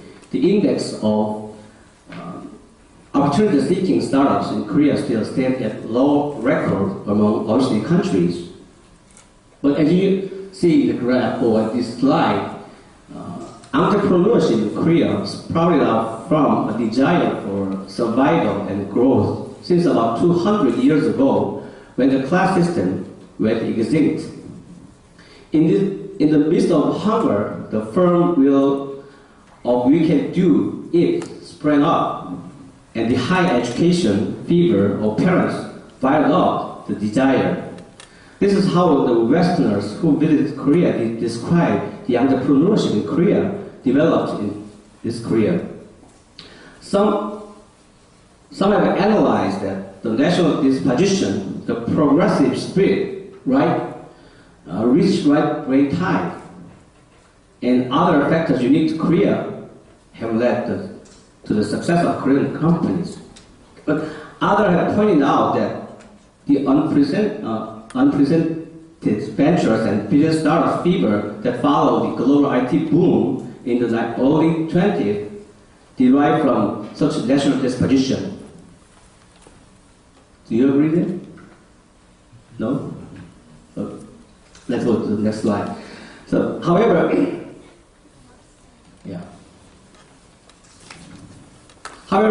such entrepreneurship is recently weakening in Korea, and anti-entrepreneurship and anti-venture sentiment is spreading throughout the Korean society. That's the big problem for us. In fact, Korean society is becoming conservative. As such, the Korean economy is being evaluated as suffering from a weakening creative and competitive spirit. It is therefore the priority of the Korean government to establish and pursue policies that would fire up creative and challenge-taking entrepreneurship to usher in an era of a creative economy in the country. Yes. So, It is mainly due to the retreat of the competitive spirit and the deep-rooted prejudice against business failure. It also prohibits the promising youth from taking new challenges after 1996 Asian foreign exchange crisis. So, based on our experiences, we know that the startups based on innovative technologies and on entrepreneurial spirit could be crucial factor to economic growth after 2010, I hear. That's why the Park Geun-hye administration has been trying to boost the entrepreneurship of the young generation in various ways from 2013. So,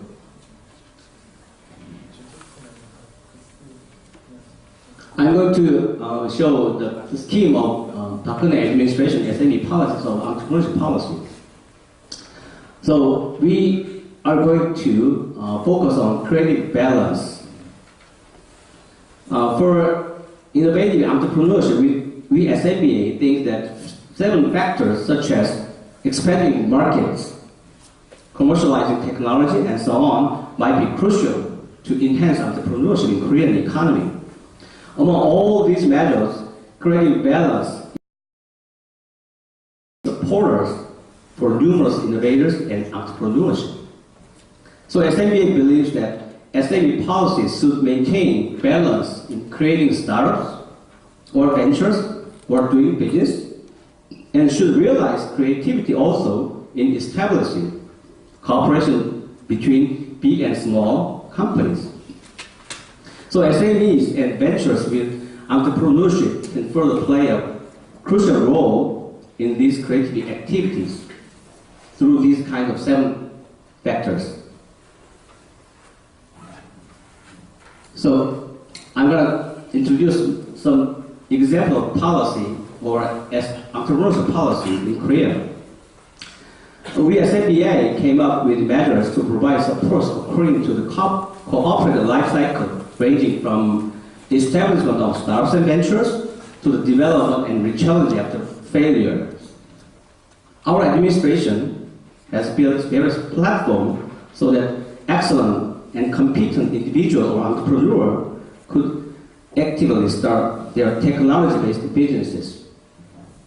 Various entrepreneurs training programs such as Tech Incubator Program for Startup, as we call it TIPS here. And the Academy of Entrepreneurship were also introduced from 2009. And an online supporting system for starting a business was also established for the first time in the world in 2009.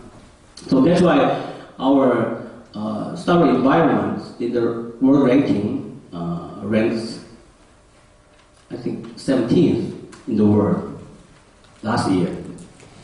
So we are also promoting active business startups in Korea by researchers who have studied abroad here. Oops, I'm sorry. Yeah. So you may see the Foreign Tech Startup Center. So in Korea, by researchers who have studied abroad, hold master's or doctorate degree, and have come to Korea by issuing business startup visa and providing government support for them.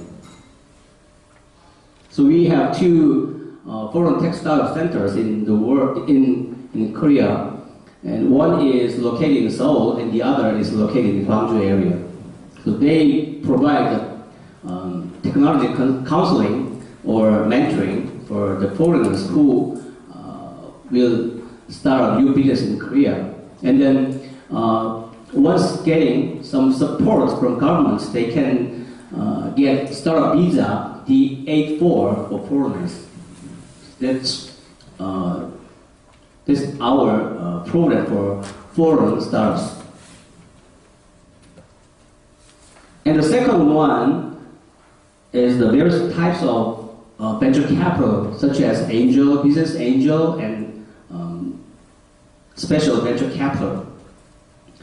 The government is now spending some money into the venture capital funds or investing in venture capital fund from fund of funds, which we call fund of funds, that is managed by Korea Venture Investment Corporation in Korea, and they are trying to set up new funds with foreign renowned investors such as Walden and DFJ in the United States. And then the Korean government managed the fund of funds worth 2 trillion Korean won to professionally invest in private venture funds. So we also provide tax deduction support for them, and the tax exemption for the capital gain from venture funds or fund of funds. And the last one is about M&A or payback, blowback setup. In particular, we introduced the world's first program for deducting corporate tax for the outsourced R&D of large enterprises and ventures. We have also simplified the M&A procedure and improved the system so that enterprises can easily collect their funds from M&A or other ways. So I'm going to skip these 2 slides because you're not interested in this kind of project. Yeah. So, as I mentioned, our SMBA,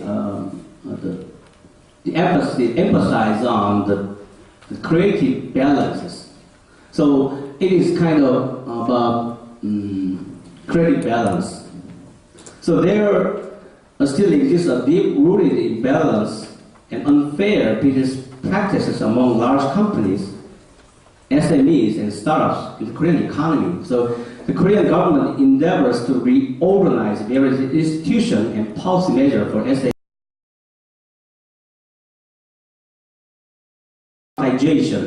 which we call creative balance, while placing emphasis on deregulation. So economic democratization is a process of seeking creative balance to extend entrepreneurship through supervision of unfair trade between large and small. Without this, it might be difficult to expect a boosting entrepreneurship or bold investment in SME or entrepreneurship sector. So we SMBA therefore established some kind of legal system, SME Technology Protection Act, to secure SME from large companies, and operates the Social Partnership Committee to control large companies who try to enter the SME-oriented business sector. That kind of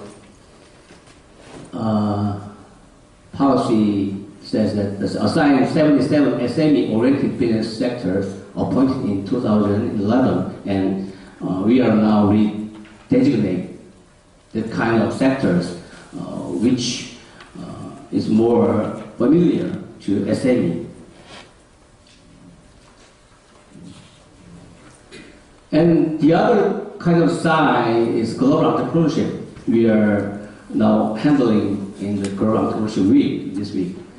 So we think it would be also important to teach entrepreneurship in school at an early stage, so that students would be able to cultivate a challenge-taking spirit with regard to entrepreneurship at a young age. Starting this year, Korea has therefore reinforced the policy support for the development of systematic education classes and contents which have already been pursued in the developed countries. The prime case is the Youth Business School program. Yeah, here. So business school is the competition of business and school. So we can teach the business at the time of school age. So we designate 500 primary or middle school as business school, and then we encourage them to teach the entrepreneurs or startup in their school age.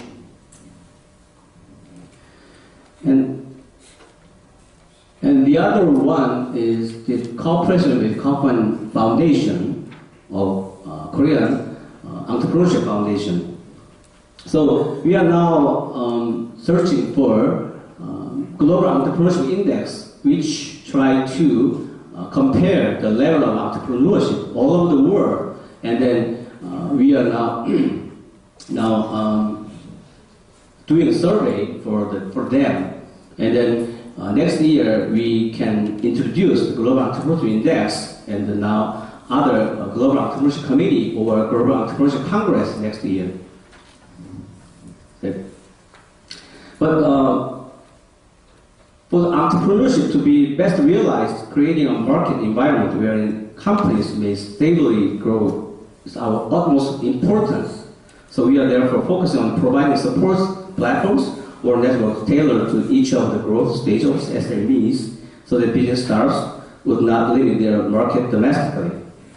So finally, I'm going to share with you some Latin language, I think, which is the best represent the entrepreneurship concept. So, do you know amor fati? Yes, that means that love your destiny. So everyone has a destination, but creative energy is not generated from passive adaptation to one's own fate, but from proactive love and challenge for one's own destiny. I think this kind of amor fati best represents the concept of entrepreneurship. So I hope that the SMEs or all startups or entrepreneurs all over the world will achieve their great success with the amor fati spirit.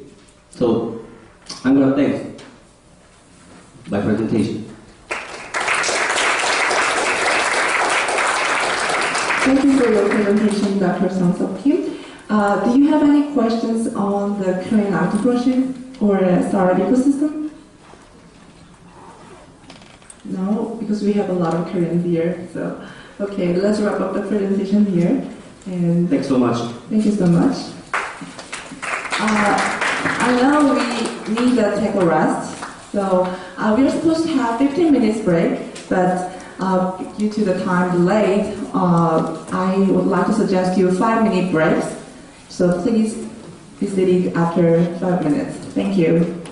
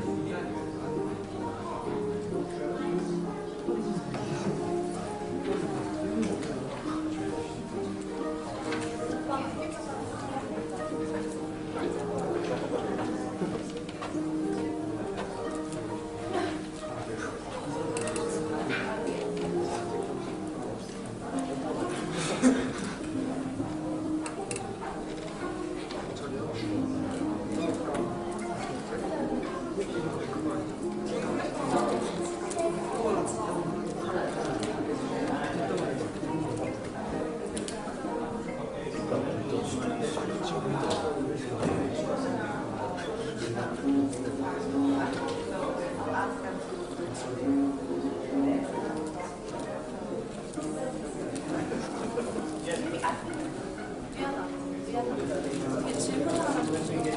is famous startup in Spain that you speak? 괜찮게 굉장히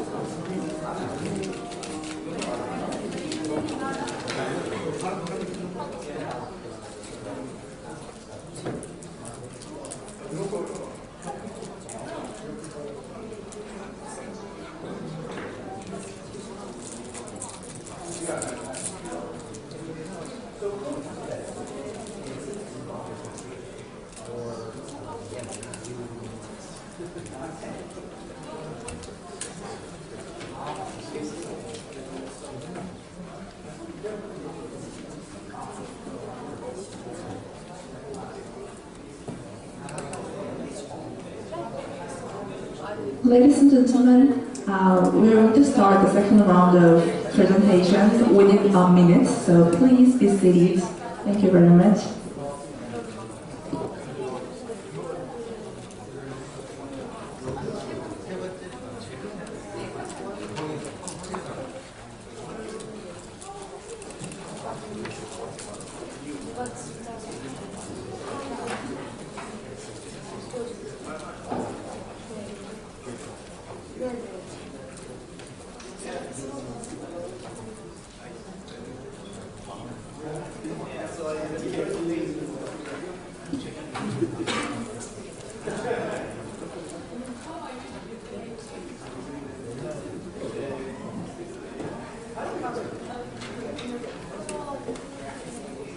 Okay, let me start the second round of the presentations.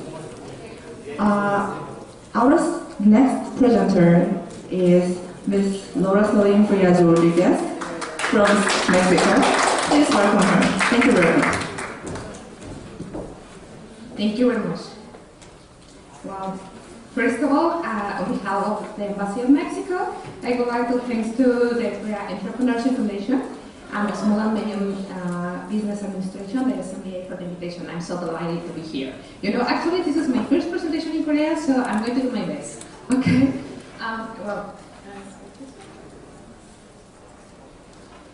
Okay. In Mexico, if you want to talk to startups,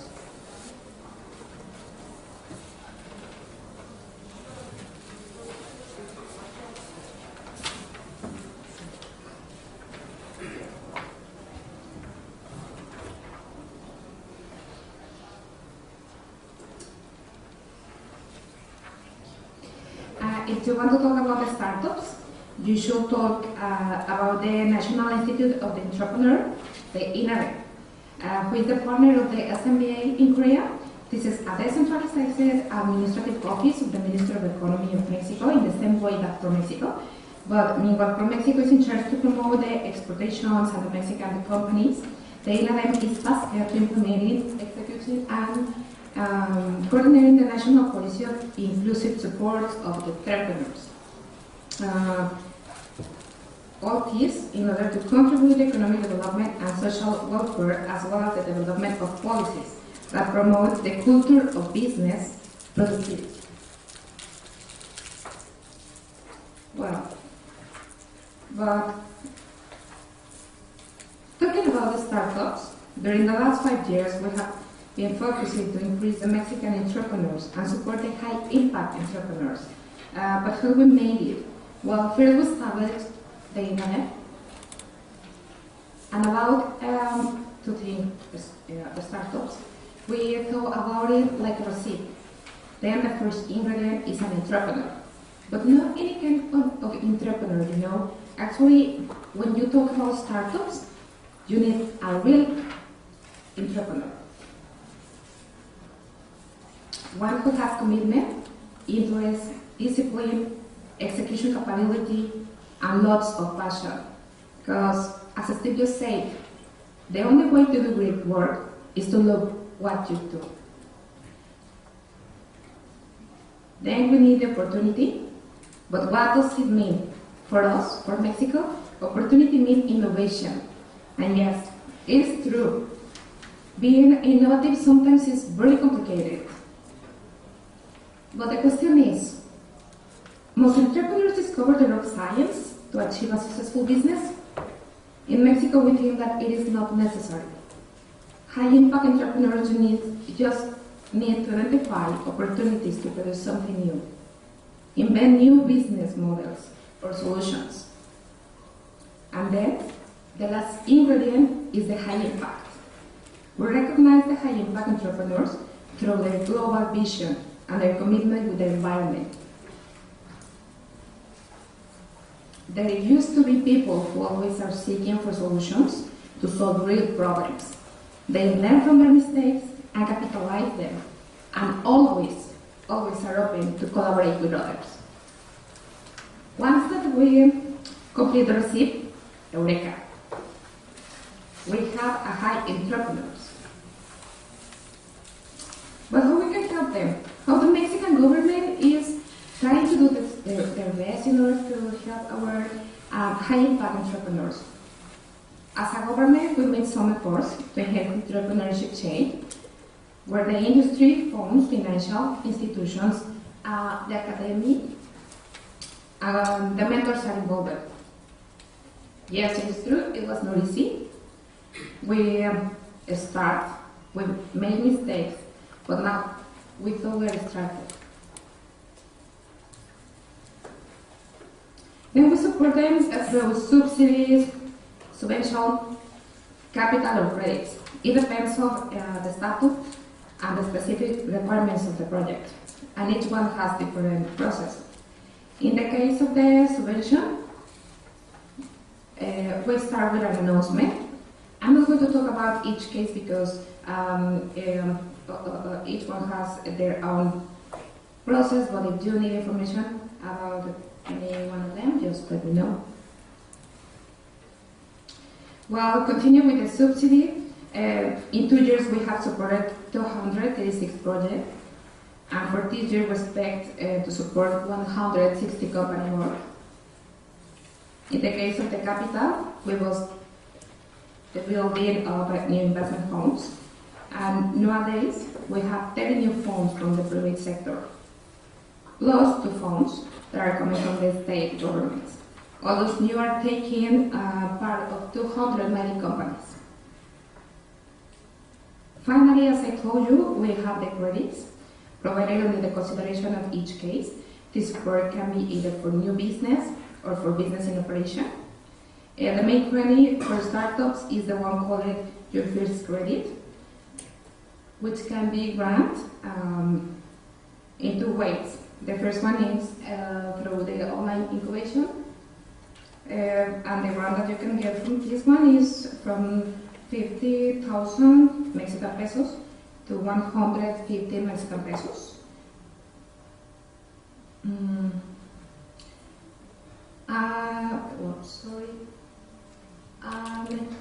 The ones that is for the business in operation are your credit to increase your business, is all like this, and your young, small and medium enterprises credit, and those are the ones.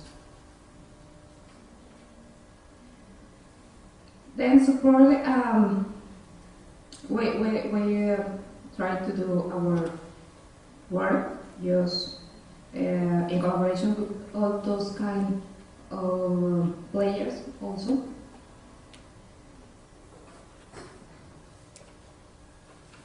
Okay, let's talk about cooperation.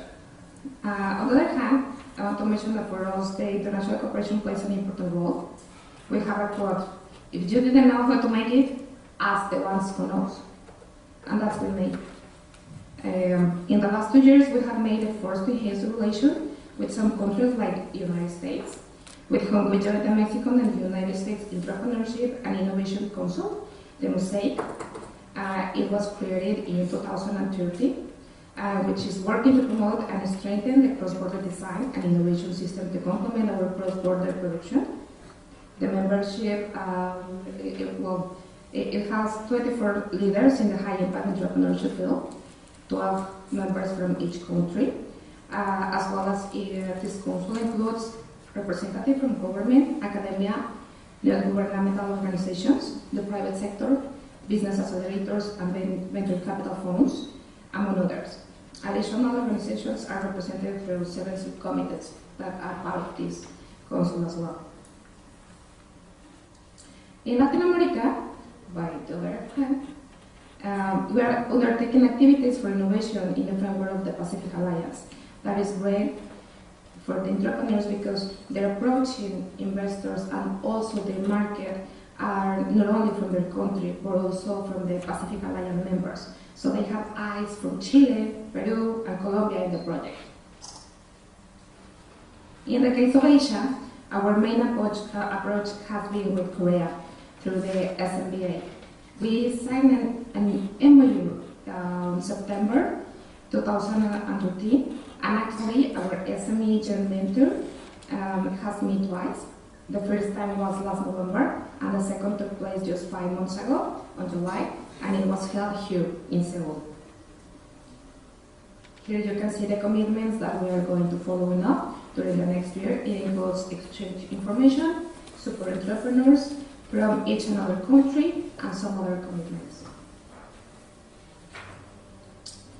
Before finish, I'm going to share with you that this year, Mexico is going to host the Startup Nation Summit, which is going to be held in Monterrey City, the capital of the northeast of Mexico, with a population of over 4 million, and that is considered the commercial center for the north of the country. We prepare a video for you, just in order to close my participation. Here are the facts. Mexico is strategically located between South and North America, sharing more than 3,000 kilometers with the largest economy in the world. We are the second most important economy in Latin America, and the 14th worldwide.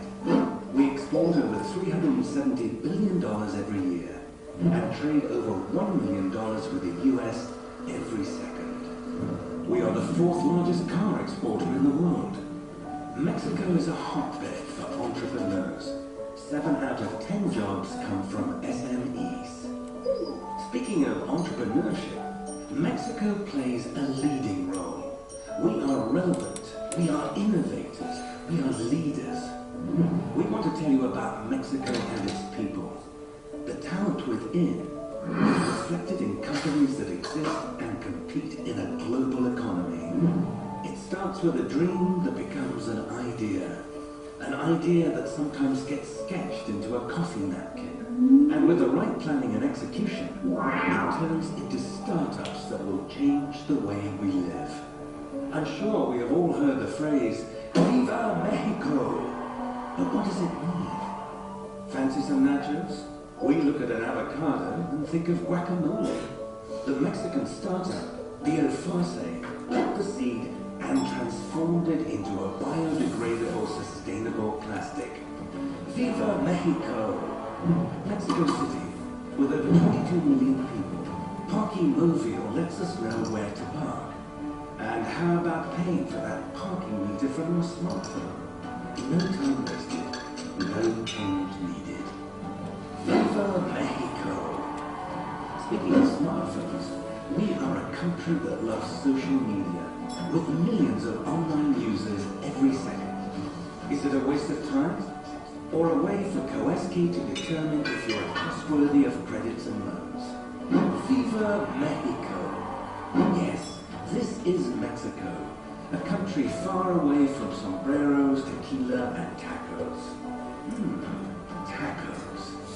We are leading our way into technology, creative solutions, and even fashion. But am I missing something? Of course. We can't forget how this handsome golden fellow I know has been migrating south for the last couple of years. Viva Mexico! Join us at Inc. Monterey and the Startup Nation Summit, starting November 19th, 2015 in Monterey, Mexico.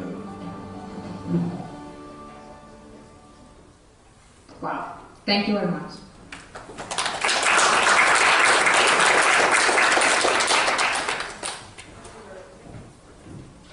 Thank you very much, Ms. Laura Celine Frias Rodriguez. Do you have questions? Ms. Do you have a question? Yes, please.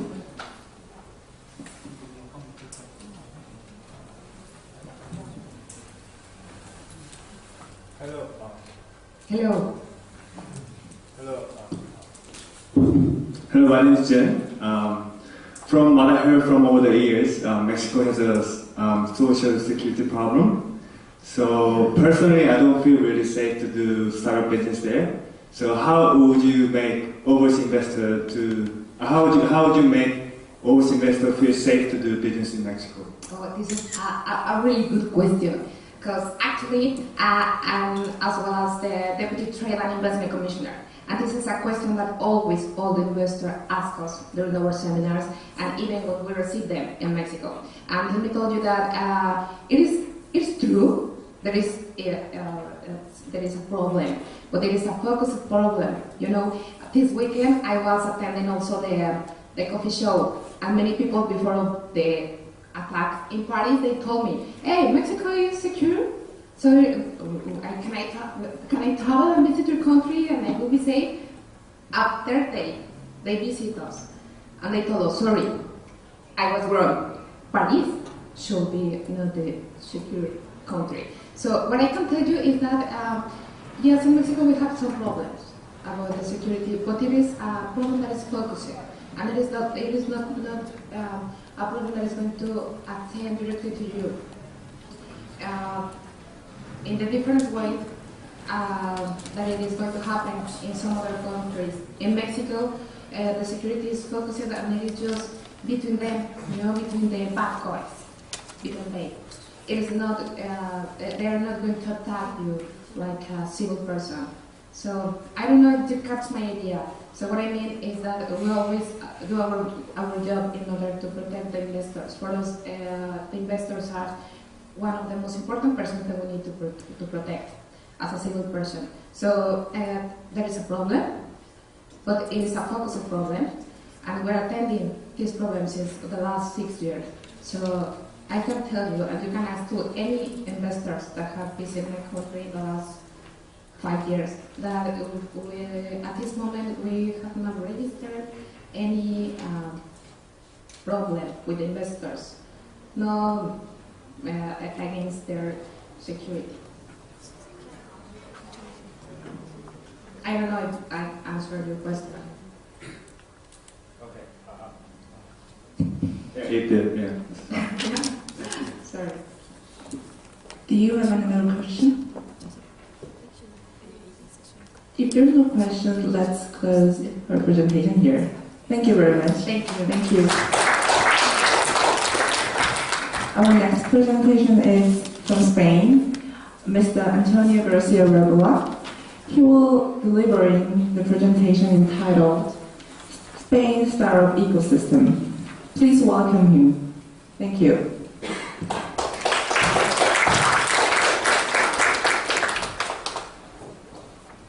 Hola, buenas tardes. 안녕하세요. 스페인 대사관 안토니오입니다.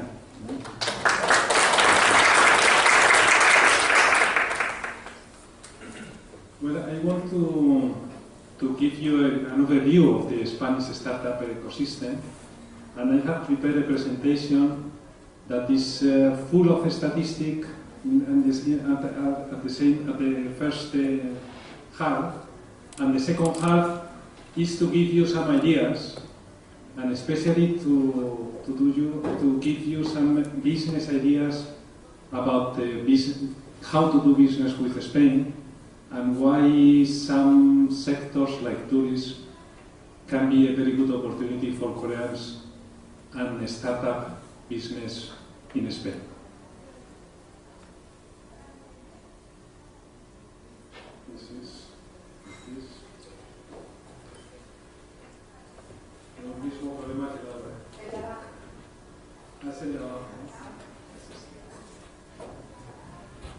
Well, this is the Spain ecosystem, the startup ecosystem. I took this slide from this mentor. His name is Felix Lopez. You have the coordinates in the papers, and his email address as well. Because the first thing I can see when I study about the Spanish startup ecosystem is that it's really complex. There are many institutions, not only the government, but also foundations and private sectors, and private investors as well. Many institutions and many agents involved in the startup ecosystem. This is only mentioning about Madrid, but it's also including some of the institutions in Barcelona. So we have like public institutions, like a Chamber of Commerce or regional governments. There is also some entrepreneurial foundations. We have some non-profit associations as well. Co-working spaces and incubators, there are quite a lot of them. Private investors and networks like Barrabás, that is very well known, or Caviedes is one of the largest ones, but there are many like this. Investors in social startups as well is one of the agents. The banking. This number 7 is the prizes and competitions for entrepreneurs. There is also quite a few every year. And government funding, public funding. The most important one is this one, ICO and ENISA. ICO is a bank, it's a government bank, so it's providing loans to the companies. ENISA can also provide loans and equity, both of them. And ICO also has a government venture capital fund, investing directly into the companies. But most of the funds from the government banks, they go and invest into other private venture capital funds. So the way the government doesn't want to manage the startups, and we try to invest through other investment funds managed by private banks or private managers. And well, there are some more institutions like like number 9, the accelerators. This one, Tetuan Valley, is the most famous one in Madrid, the oldest one. And some banking, very active, some banks like BBVA, they have an office in Korea as well, or Sabadell or La Caixa in Barcelona. And big companies like Google, Indra, they also are in this business. And events, like a startup weekend, beta beers, events from the Direct to Global investors, etc. Well, this is a general idea about the ecosystem. And going into the statistics, let me start with the representation of the. I found this graph very interesting. Is the number of accelerator and incubator in Europe in 2012. It's a big old, because this world is changing every year. And it's published by Telefónica. Telefónica is our Spanish telecom company, so it might be a bit biased in favor of Spain, no? But when you look at the number of accelerator and incubators in Spain in 2012, there were 38. Compared to France, 35, Italy 23, Germany 31, UK 50, Ireland 20, Sweden 22. So, well, I don't know if that figure is exactly, is very accurate, but it's a good representation, or it's an indicator that the number of incubators and accelerators in Spain is quite big, and that the country in general is very active in the promotion of startups.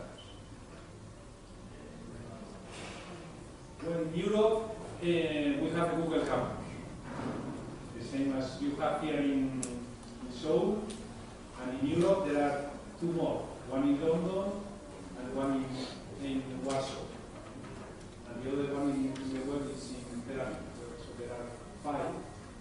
So Madrid was chosen as one of the Google campus, and that's a good opportunity for cooperate with through Google, no? With the two campuses in Seoul and Madrid.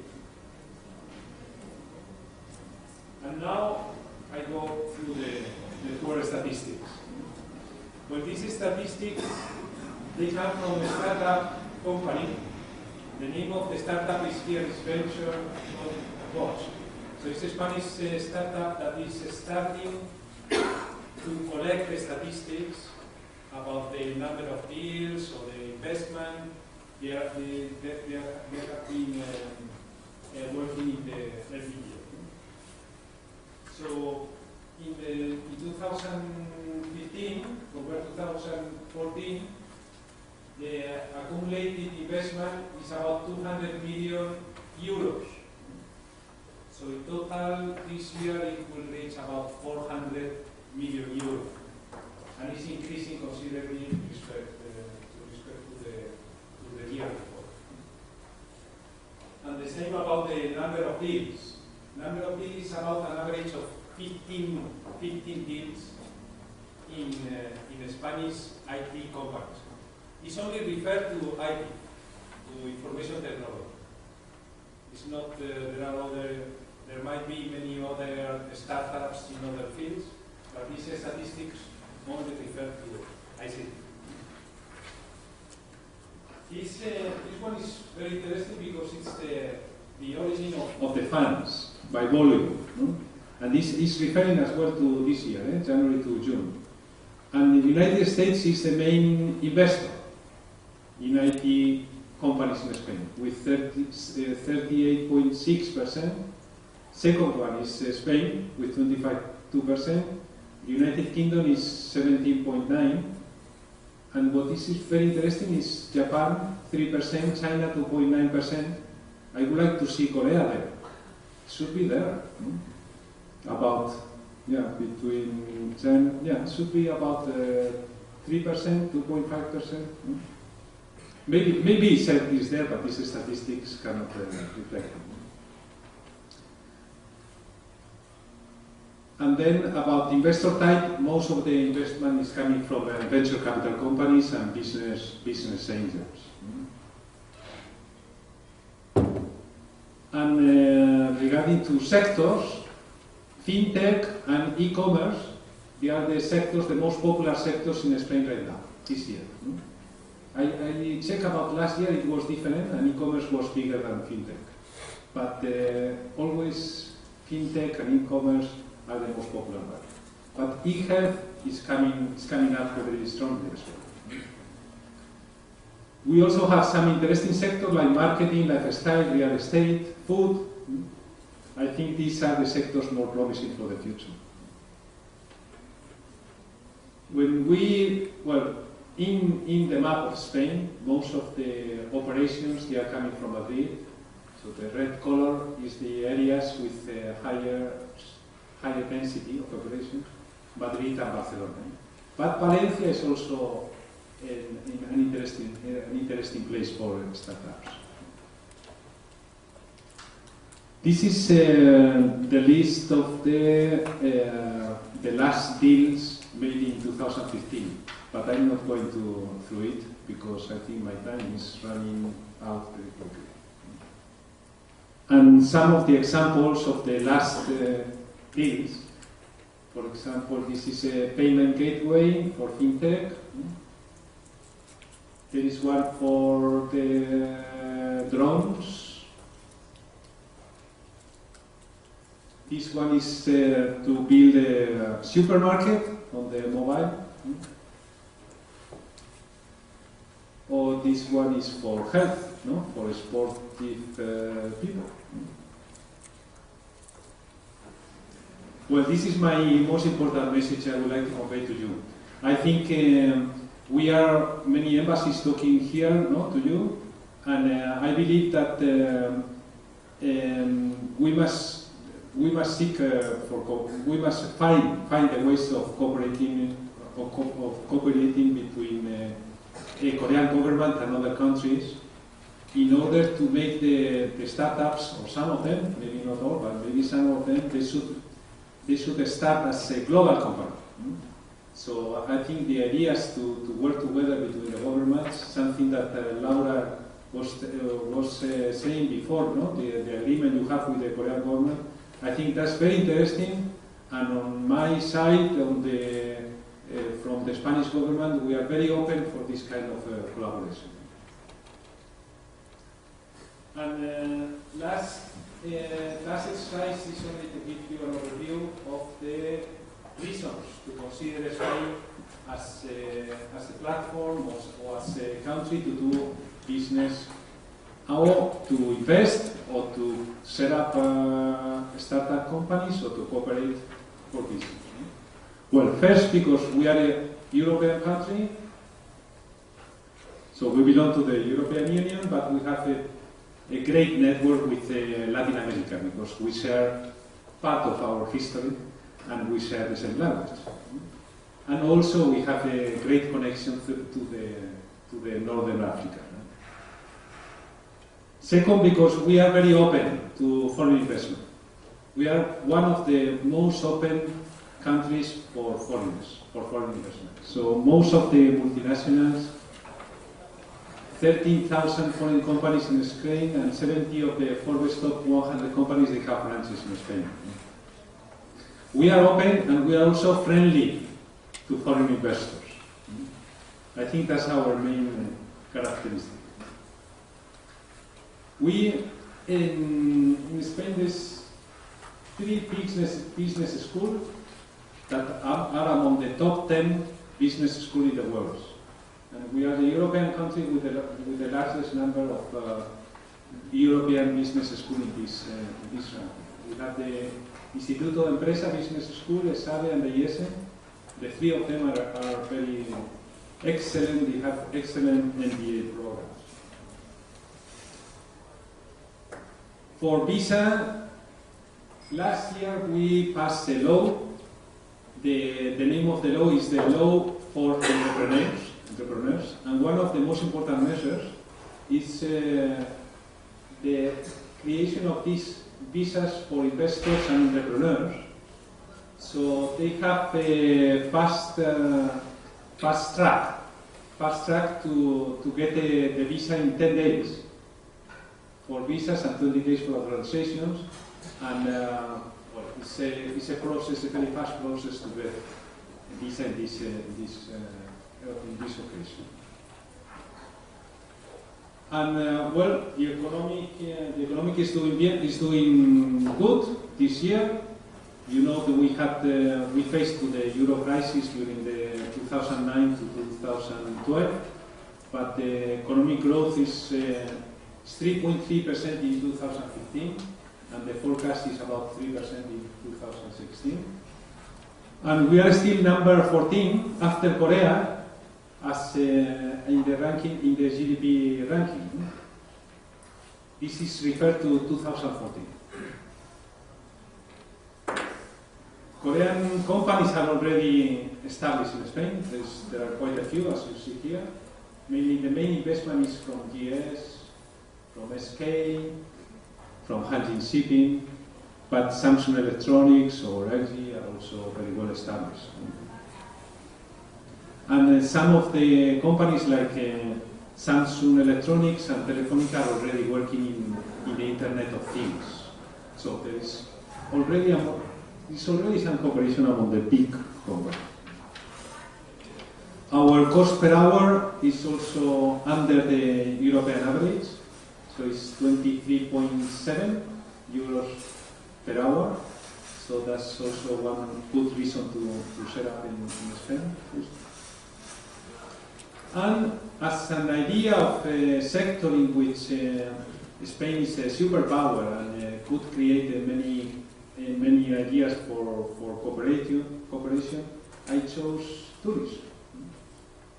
We are the first destination in the world for holiday tourism, and number 2 in generated revenue under the USA, and number 3 in tourist arrival after France and US. So we receive more tourists than population. Our population is 48 million people, and every year we receive 65 million tourists.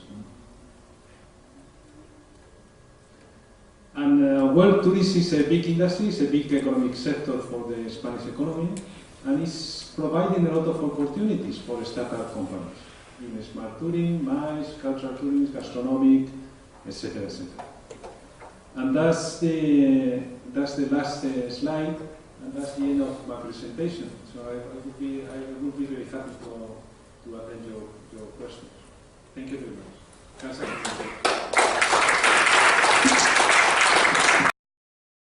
Thank you. If you have any questions, please raise your hand. Yes, please.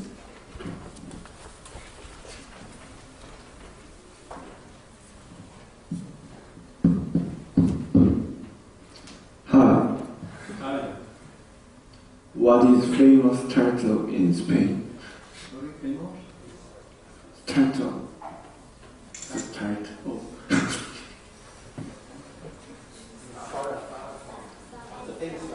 Famous startups. There is one, the name is Ticket Biz. You don't know it, but it's working in Korea right now. Ticket Biz. They sell tickets for football matches and concerts, but we also have some like 20 that is similar to Facebook. I see. But the only one I can see in Korea is this one. It's Ticket Biz. Thank you. Thank you. Do you have any other questions? If you don't, we can report here, and because we have time constraints. Okay. Thank you very much, Mr. Antonio Garcia Rabola. Let me introduce our next presenter from Switzerland. Mr. Christian Elias Schneider. He will deliver about the entrepreneurship ecosystem and startup ecosystem in Switzerland. Thank you. Thank you very much. So I've never been to Spain and I've never been to Mexico, unfortunately, but it was really wonderful presentations, and then you enticed us to go there and to eat your food, I think. So thank you very much to the Korean organizers here for inviting us from the embassies to come here and present. I'm very happy also to see many students here, because students, I believe, in Korea should learn very quickly that there is a kind of startup systems in different countries, and there's not only the system in Korea that you hear a lot about in the news these days, but there is entrepreneurship and startup like trends everywhere in the world, and you should learn about it. as soon as possible. So it's great that you're here. So myself, I'm from the Swiss Embassy, but from the Science and Technology Office, not from the kind of the trade side. So it means we represent a science and technology system, but also startup promotion. So it means student exchange, scientific collaboration, but also working with companies, R&D, and startups. So this is our network that we have globally, and then you can see here, this is of course, we are here in Korea, and we have offices a little bit all around the world. Let's see here, there we go. This is our team. Also we have Miss Lim or Stig over there, say hello. So we are a team of 4 people trying to promote these kind of exchanges. And you can see I would like to approach the presentation a little bit differently. Usually when you take this innovation index, like this one is Global Innovation Index, or you take Global Competitiveness Report, we are usually pretty good. We are usually pretty good, so here we are pretty good, number 1, but whether you are number 1 or 2 or 3 doesn't really matter. The point is we are quite successful, I think, and we have been successful for a long time, so there must be something that maybe we are doing right. So let's see, what could that be? I believe, so it's mainly 3 things. First of all, it's also big conglomerates and big companies that we also have in Switzerland, like not kind of chaebol, but we also have big companies, and we also have big companies from abroad in Switzerland actually. The number 2 important point, I think, is that we have SMEs. We have a tradition of SMEs, and these SMEs are export-oriented and R&D-oriented. So I think that's a very important point to make. And then the third point is that we do also have a very successful startup system, but it has a strong base at the universities. This is a little bit different. Usually the innovation for us comes from the university and the technology, and you will see that a little bit later in my presentation. So big conglomerates, you may know some of these, I don't know, someone maybe has a swatch of you. It's not only actually, this company, for example, doesn't just make watches, like they make the parts and the systems for the watches that they sell to other companies, so they're big, big innovators. Of course you know Nestle, it's a famous company, and then Roche and Novartis here are big pharmaceutical companies, and the ABB is in kind of power system and robotics, so most like industrial factories, they have robotic systems from ABB. And we are also strong in the services sector, so this is insurance and banks. And Logitech, you may not know, is actually a Swiss company, was a Swiss startup a few years ago. Also in terms of R&D, I want to say, so we have 2 companies here, Roche and Novartis, that are in the top 10 R&D spenders globally per year. These are huge amounts. Number 1 here was Volkswagen. I don't know what they invested in, but didn't come out so well. And number 2 is Samsung at that time. So you cannot see so well, but you can see in your booklet. And then I want to move to SMEs. So SMEs, as we heard before in other countries also, they form the backbone of the Swiss economy. And not only in terms of amount of people working there, but also when you take R&D hours actually. So the whole R&D hours invested in Switzerland, more than 50% is done actually by smaller companies. So the small companies, they tend to be often family-owned, so kind of little chaebols, but they're family-owned and they're small, but they invest a lot in R&D and they're globally competitive. So I think this is an important factor to know. And then we have a government agency called Commission for Technology and Innovation, CTI, and they give linkage grants so that they can do R&D together with the universities. But the companies don't get any money from the government in Switzerland. They have to collaborate with the university, and the university gets the money for the R&D project. And the hidden champion is also something we hear a lot. So hidden champion is a market leader on their continent or globally, and they are specialists only in one area. And they're kind of hidden because you don't know them well. And we have 131 hidden champions in Switzerland. And if you take per capita, that's the highest actually in the world.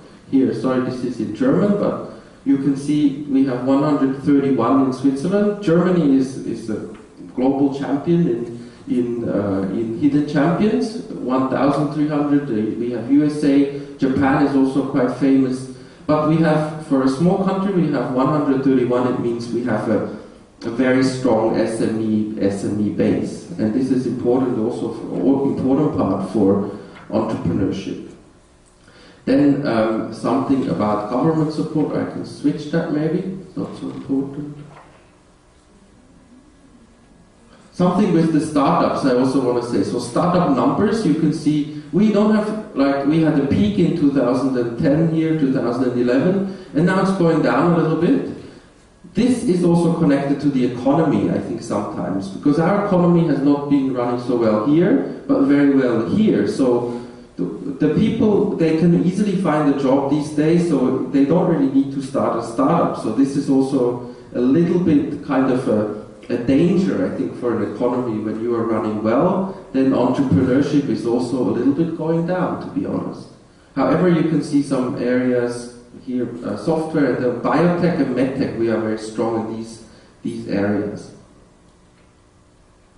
And they are based, basically a lot of the startups in Switzerland come out of the universities directly. You can see, I will introduce two universities. This is ETH Zurich. So I think in Korean it's called Chilihikongde, right? So this is a top 10 university worldwide, and they have something like 10 startups a year. It's not huge, but they all survive. 90% survive. So 90% become successful companies, and I think that's quite an impressive survival rate. And we also have, this is our number 2 universities, this is EPFL in Lausanne. Lausanne Bonde, you can see a wonderful campus here with a view. And this is France, by the way, over here, so very close to the border. And these are, this is a ranking of there's a ranking online, the top 100 Swiss startups of 2015. And then 3 of them come from EPFL. So this is kind of a nanotechnology for lighting system. And this is a diagnosis, kit here. And the number 3 is drones. We are actually pretty good in drones.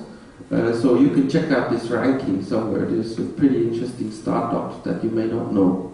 Then I have two interesting graphs here. So this is from the World Economic Forum. And you can see proportion of early stage entrepreneurs that are ambitious. So they want to create jobs. So I compare here Korea and Switzerland. So Korea is pretty good. So apparently the government policy has already worked, and you really want to create a lot of jobs. But we are not so keen to create jobs. We are not so ambitious for some reason. However, when you take this one, this graph is who is innovative, and it means who wants to offer new products and new services and create something new. We are actually among the top globally. So it means we have a different kind of motivation maybe, or a different way to innovate. And then I just want to talk just a couple of minutes about this. This is a global entrepreneurship monitor study that's based in Switzerland, but it's monitoring entrepreneurship globally.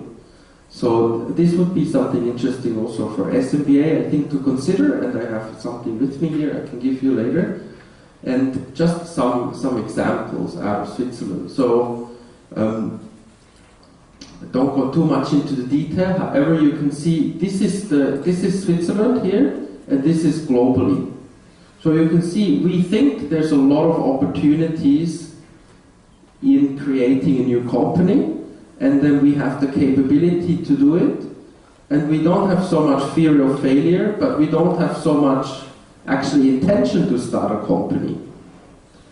And we don't think entrepreneurship is such a good career choice actually compared with the global average. So this is kind of a funny situation. So maybe people in Switzerland just find a job in another company or in a big company quite easily, so they don't need to start their own company sometimes.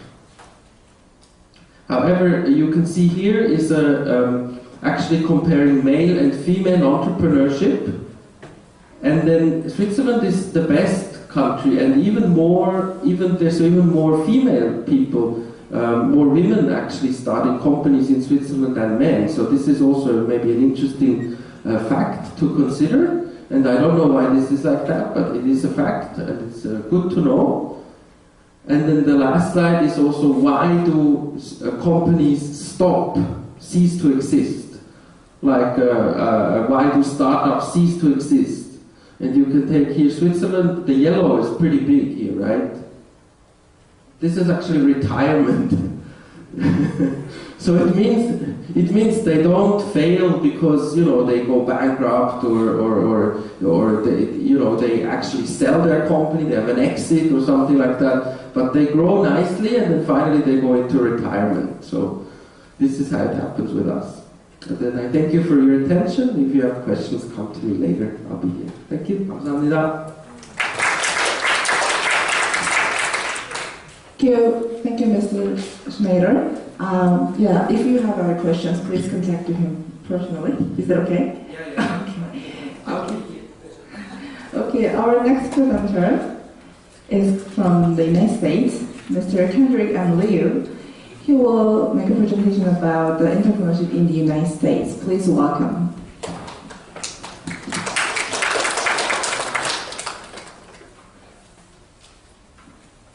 Well, thank you, everybody. My name is Kendrick Liu. I work in the economics section here at the U.S. Embassy. Very happy to have the opportunity to talk to you a little bit about entrepreneurship.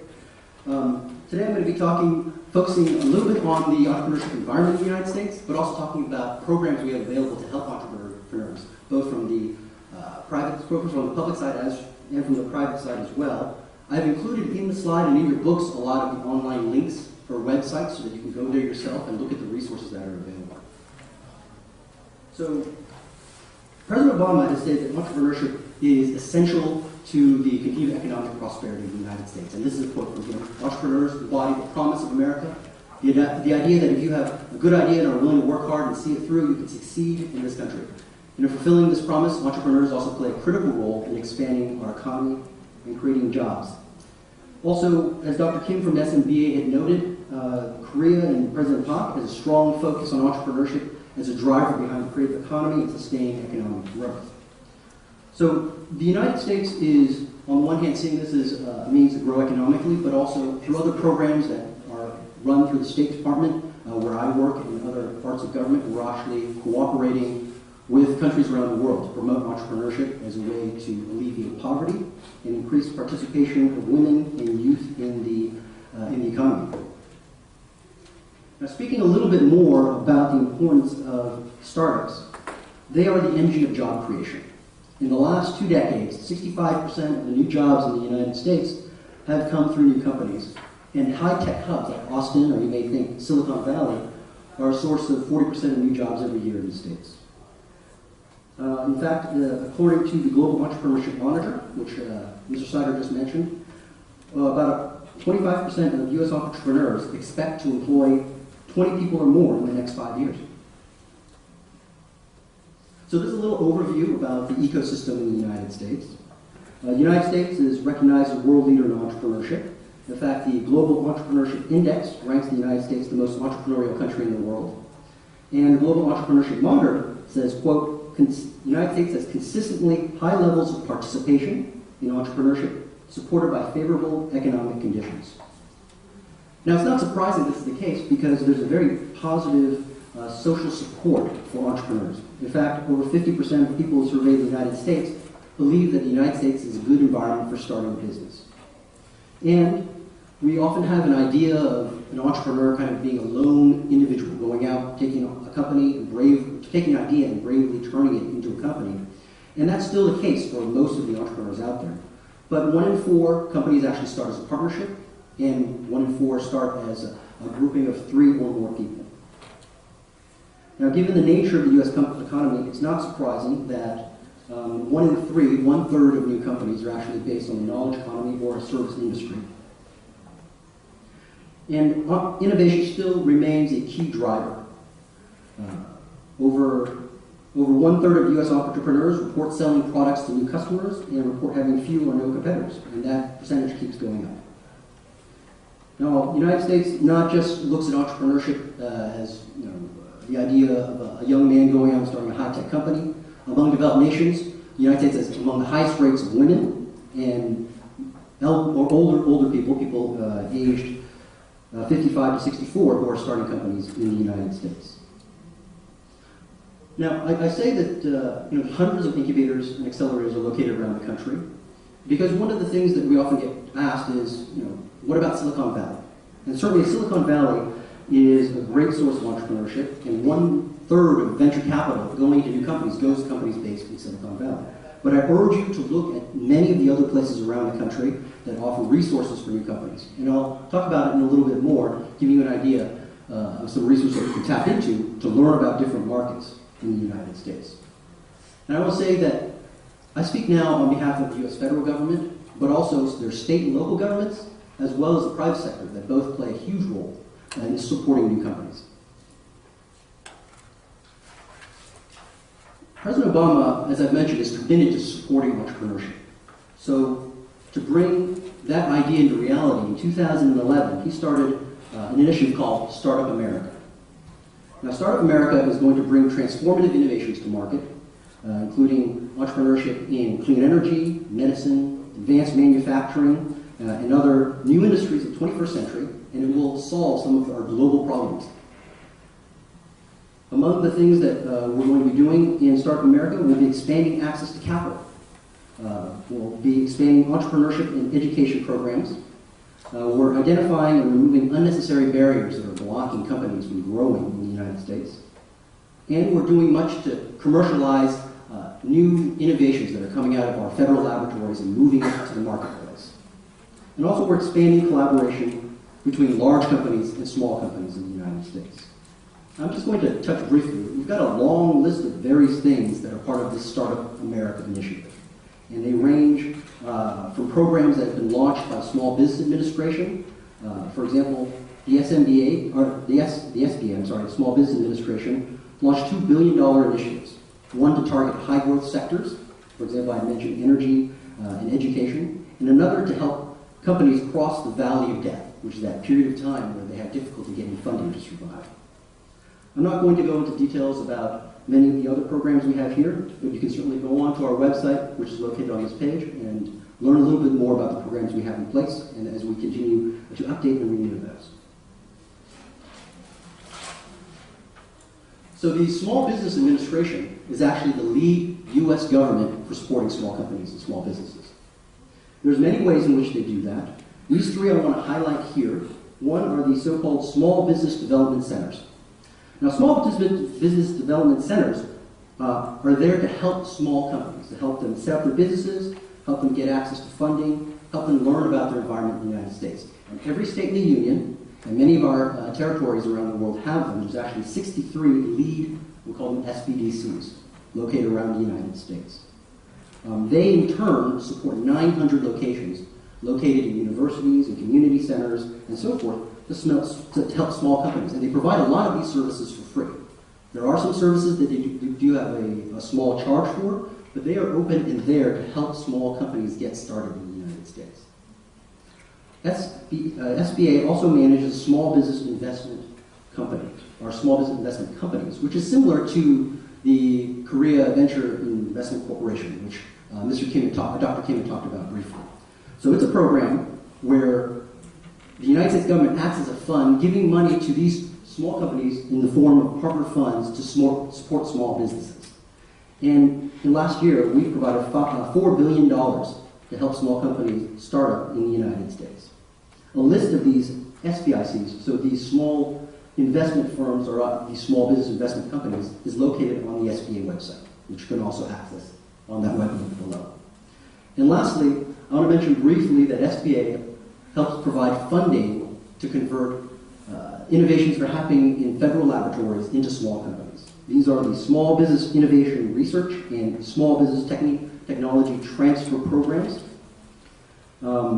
As an example of some of the companies that benefited from this kind of funding, you may know Qualcomm, Symantec, iRobot.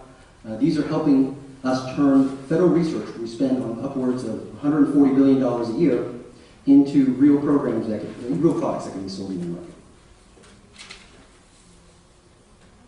So Select USA is also a program to help small businesses in the enter the United States, so specifically for companies overseas, run out of our Department of Commerce. We are located both in Washington and on our embassies and consulates around the world. Select USA provides information about laws and licensing in the United States. It talks about standards. It can help you access resources and find partners through local governments in the United States. And you can see there's a website there. I know often we ask the question of how do entrepreneurs enter the United States, what are visa procedures and so forth. I think you might find this link interesting.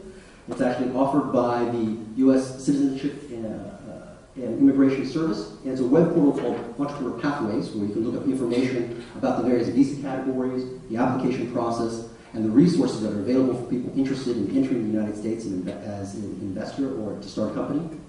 And also, if you have questions about the visa process, please feel free to contact the U.S. Embassy. We have information regarding the process specific to here in Korea. Now, I mentioned briefly that state and local governments provide a lot of assistance, specifically, for example, in helping with providing advice to local resources, financial assistance in the form of grants and loans and so forth, locating your business and helping with employee recruiting. Every state and many local regions have these economic development agencies or economic development organizations to help you learn about the local conditions where you want to invest in the United States. So say you want to go to California, you want to go to California. If you want to go to Minnesota, or if you want to go to North Dakota, every one of these states help provide information through these organizations. And you can find a list of them on the SBA website. Now these are some additional resources that are available online that I can point you to. One of them is statebook.gov, which is the first one on top, and that provides detailed information on demographics and business conditions in every state in the union. It actually goes down to a very specific level in regions and cities. There's stateincentives.org, which provides you information on incentives to attract businesses to invest in different locations around the United States. And there's clustermapping.us, which actually is a program that's been put together by the Harvard School of Business in conjunction with our Department of Commerce to help provide detailed information on clusters, which are kind of groupings of certain industries located around the United States. For example, if you're interested in biotechnology, you can look for clusters where there might be a grouping of universities and hospitals and businesses in that sector, so there's a better location to locate your business. Now, certainly, I've been talking mostly about the government programs that are available. I do want to mention, by far, most of the support for new companies and for startups in the United States is provided by the private sector. In a sense, the United States government is here to support in certain ways, but most of the resources you're going to find available are not provided by the government. In fact, as an example of that, the Startup America Partnership was established and launched in 2011 at a launch ceremony at the White House. But it was a partnership that was formed between the Kauffman Foundation, Chase Foundation, and many other organizations in the United States specifically to help entrepreneurs and specifically to help small companies. You'll know, of course, Kauffman Foundation is connected with organizing Global Entrepreneurship Week and with events here. They have a lot of resources available online, and I urge you to take a look.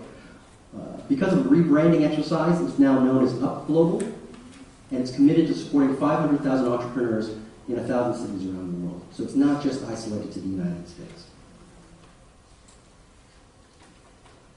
And finally, talking very briefly about some of the other resources that are available from the private sector in the United States. I know when you think about incubators and accelerators, you think maybe of the big names, for example, Y Combinator, 500 Startups, Techstars, and so forth.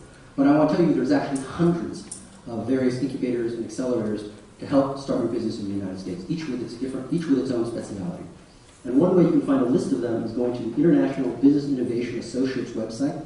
It may be informative that until very recently it was actually known as the National Business Incubator Association, and it's an organization of about 2,000 members located in 60 countries around the world, but with a lot of members that are located in the United States. So please go there to find information about incubators that are available to support you. And lastly, how about funding? I'm going to touch very briefly on it. I know it's a very important issue, obviously, for companies that are getting started. But venture funding in the private sector provides the bulk of the funding for new companies getting started. Now, in fact, the United States is the home of some of the largest and most well-known venture capital firms. And in 2014, venture capital firms in the U.S. raised $30 billion, supporting over 267 funds. Now, that's a lot of information there. How do you know where to go? I recommend you go take a look at this website, the National Venture Capital Association, and that provides a list of the venture capital organizations that work in the United States. I also know that South Korea provides, through their government, through the private sector, various organizations to help companies go overseas into the U.S. market. And I encourage you to take a look to see what resources are available through the Korean government as well. Thank you very much for having the chance to give a presentation. But I offer, if you have any questions, please come look for me afterwards. I'll be sitting at this table up in front. Thank you very much. Thank you very much, Mr. Liu. Thank you. So let me introduce our last presenter from Israel. His name is Mr. Shay Fowler. He will make a presentation entitled Israel Innovations Ecosystem at a Glance. Please welcome.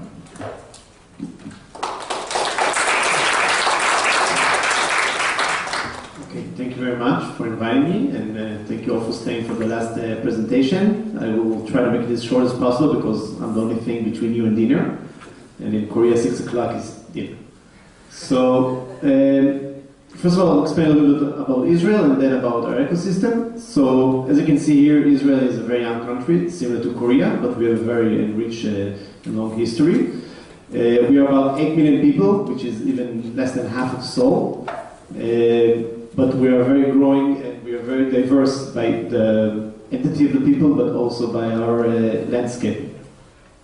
By the way, we're located here, the connecting point between Asia, Europe, and Africa, and there is 3 direct flights a week from Korea, so in 10 hours you can be there. Our strong point, similar to Korea, is people. What we have is great people, and that's what we use. We don't have any natural resource, not like gas and oil or coal, but we have great people. And that is why you can see Israel was ranked #1 for density of startup venture per capita. Tel Aviv was ranked the second best place in the world in order to have a startup, but the first one was San Francisco. And also we are, depends by whose statistic you're looking at, #1 for innovation capacity. So as I mentioned, what we have is great people, great entrepreneurial know-how. And just to give an example, we have 1,000 new startups a year in Israel, and it's all technical startups. I'm not talking about people that are opening a new business, but this is new technologies that are being developed. And the thing interesting that 57% of them are still working after the second and the third year, and almost 5% have successful. And successful means that they've been purchased or been IPO in the stock market. Just to tell you about our ecosystem, so this is the most important part, is the government support and the very strong VC community. That's what helps the startup system in Israel. We have a lot of great talent coming from the military area and also from the academic institutes, but we also have very good people coming from immigration and foreign technology firms. And the idea is that all of these people have to work together, all of these sectors, all of these companies have to work together, and sharing information and to be open, that's the most important thing. And if you ask me what is the most important thing that Korea needs to do in order to have a startup ecosystem, is that, open up. And as everyone knows, the biggest problem is the value of death for startups. That's where you have to have the highest risk, and you have to have a lot of investment also, and that the chances that you see any dollar coming out of it is very low. And that is where the government comes to help. We came to help the entrepreneurs during their valley of death. So that's why we have a few government programs. One of them is the incubator program, which is the TIPS. It's very similar to the TIPS here in Korea. This program has been working for the last 25 years, and it's very successful and has a good track record. The idea is that the international private companies are running the foundation or the incubator, and they are assisting the startup to build and to advance the product. We, the government, only give money. We don't give anything else. No advices, no what to do, no connection. We just give them 85% of the funding, and the rest is done by the private company. And the idea is really to take the risk. We're here to take the risk from the company, from the startup, and also from the big international companies. Today we have about 22 22 incubators. Each one has between 10 to 15 companies. So you can do the math and see how many new startups we have each year. This is a good example of the companies that have this incubator, such as Nielsen, the advertisement company, Google, the Time. If you look in other big international companies, Johnson & Johnson, Takeda from Japan, and the list goes on. Another thing we have which is relevant to Korea is government international cooperation in R&D. So we have, I would call it international cooperation specific with Korea. It's under the Korea-Israel Industrial R&D Foundation. And this is a program each Korean company can come and submit a request for assistance while they were doing a joint project with an Israeli company. And each one gets funding up to $1 million. And again, the government doesn't take any of the revenues. In case the company succeeds, we just need to get the grant back. That's all. So we take the risk from you. By the way, now in Israel, we're not looking for any investment, we're looking for smart money. And the idea, what is smart money? Is investment that can come with the ability to have the startup go global.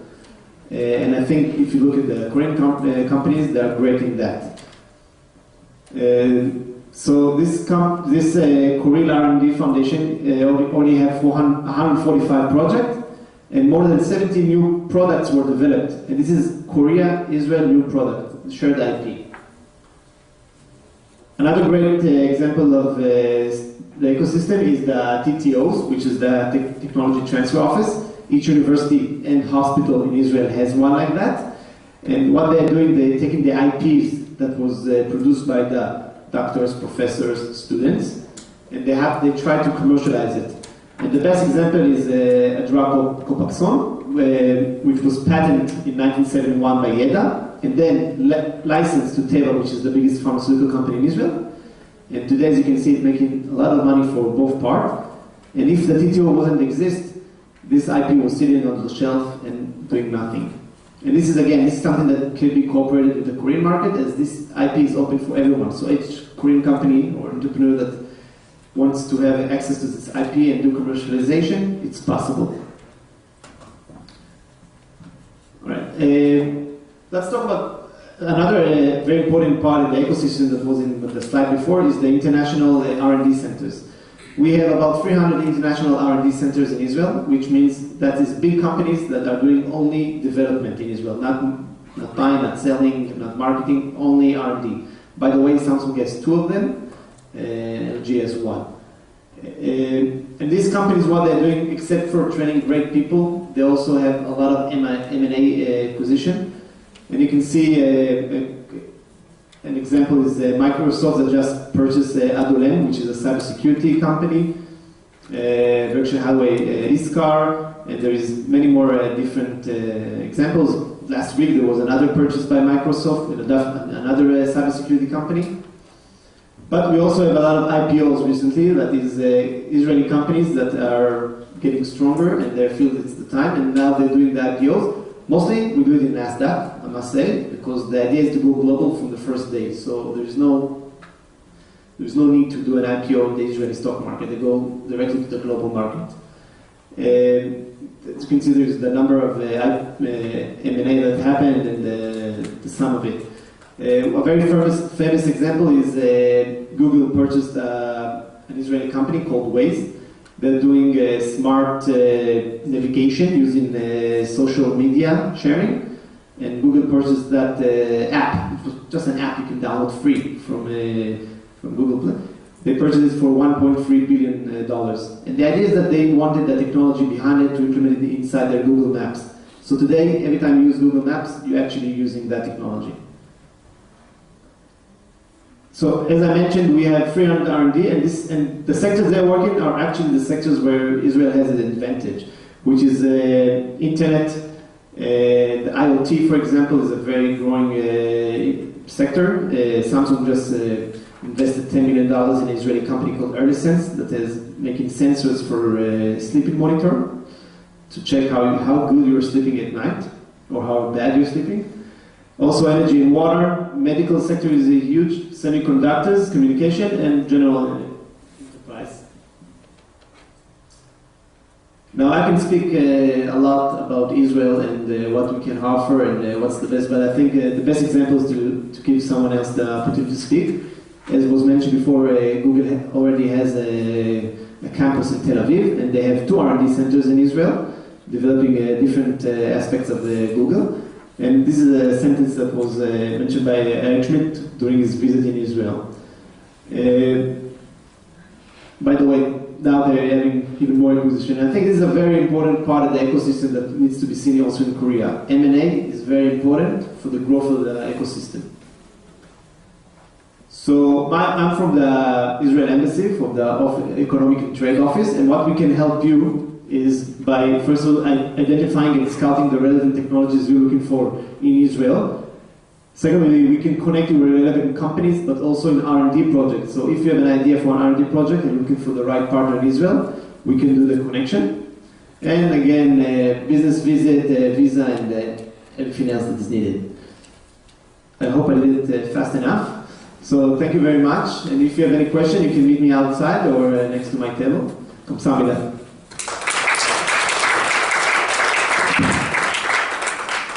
Thank you very much, Mr. Schreifeiler.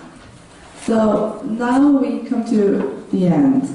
So I would like to say thank you again for your participation today, especially for the speakers, for your participation and presentation, giving the students and the people here to give an informative presentation. Thank you very much. Thank you again.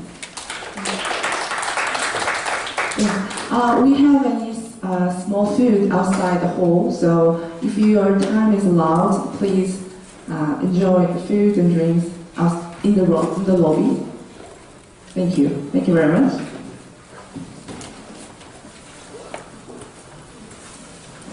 그리고 한국 분들 중에서 혹시 노트북 저쪽 뒤쪽에 있는 노트북 혹시 보신 분 있으시면 저한테 알려주시면 감사하겠습니다.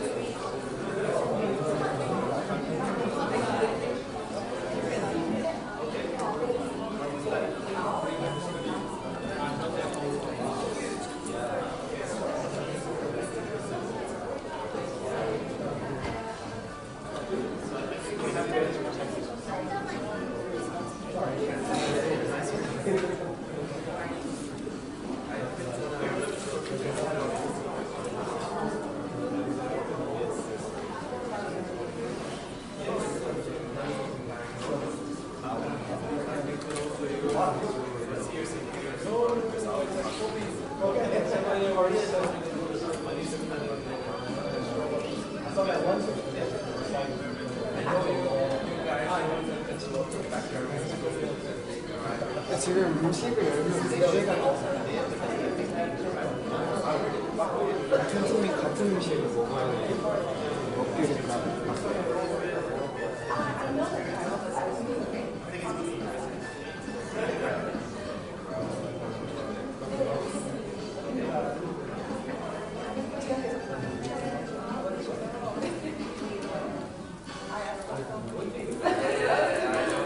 Because I was working so hard.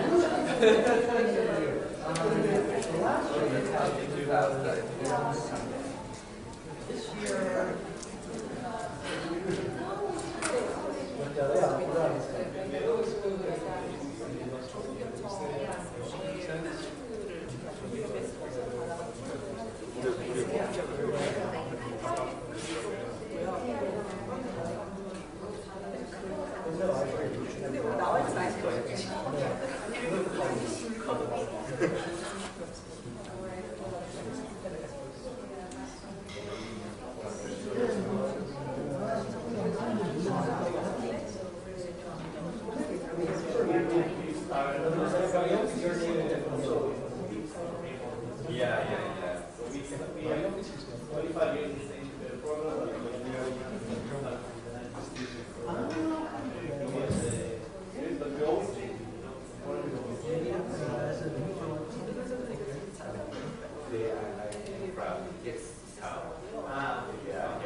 we have some organizations, Megaton, Hackathon. Nice to meet you. Okay. Thank you.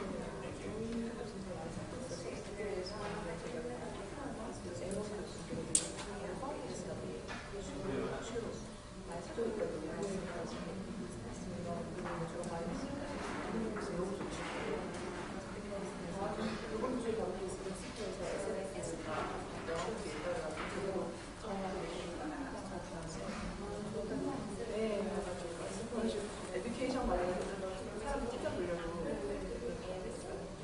이제 사업을 만드는 게 거의 좀 필요할 센터가 들어가서 그래도 멕시코 되게 잘하는 것 같아요. 많이 연락 혹시 뭐 관련해서 저희가 뭐 합작하시는 게 있으면 여러 가지 찾고 있으니까 네 감사합니다.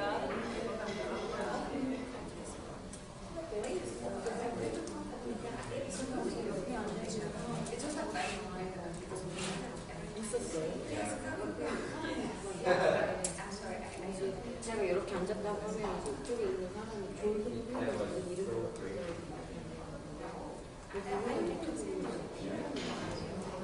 노트북 가지고 있는 그러니까 누군지 전화기가 안 되는데 전화해가지고 기분 나쁘고 무거운 낫지 않을까요? 제가 또 잊어버렸는데 직접 연락하는 게 죄송하다고 전화가 이거야 혹시 잘못 가져가셨나 해서 얘기해 보겠습니다. Thank you. Okay, I feel like so nervous. I was excited first. Yeah, it was really yeah. It was first. I'm writing about another questions about automotive sector and sector. It was very surprising. The startups, like it is not a startup. I would like it. 뭐야? 혹시 자료를 좀 어떻게 하려나? So I hope that it was in full perspectives. So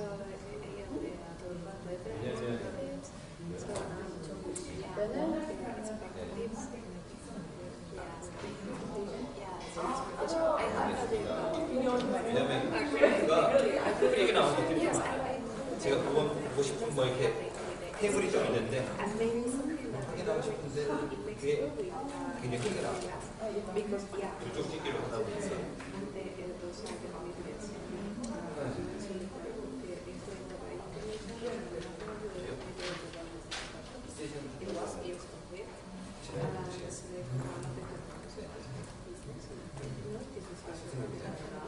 So this is really good. I guess maybe even else want to talk to this one. And the next week, is the national institute of entrepreneurship.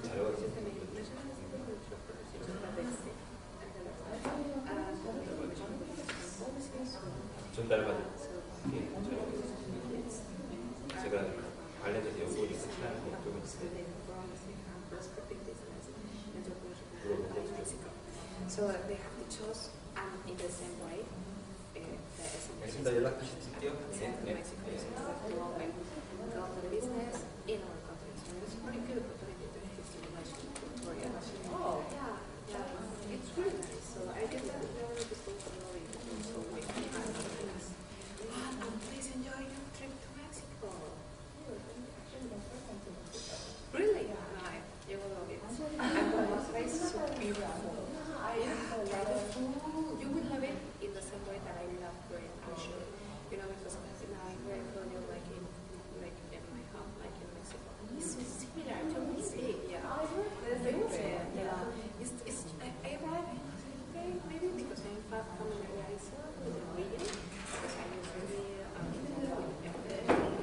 in sharing food that autism that I really welcome. And I find some places. So for me, I just want to say something. It's like my family.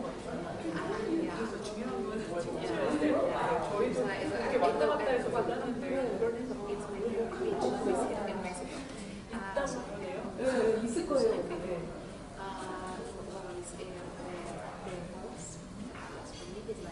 Mexico City, the Zócalo. It is the same. So in Salon, we have a little school that is like in Salon in Mexico, coming from Mexico. So it is just like similar. Yeah. So please enjoy it. Enjoy it. I get my school in receiving you. Yes, oh yeah. Thank you.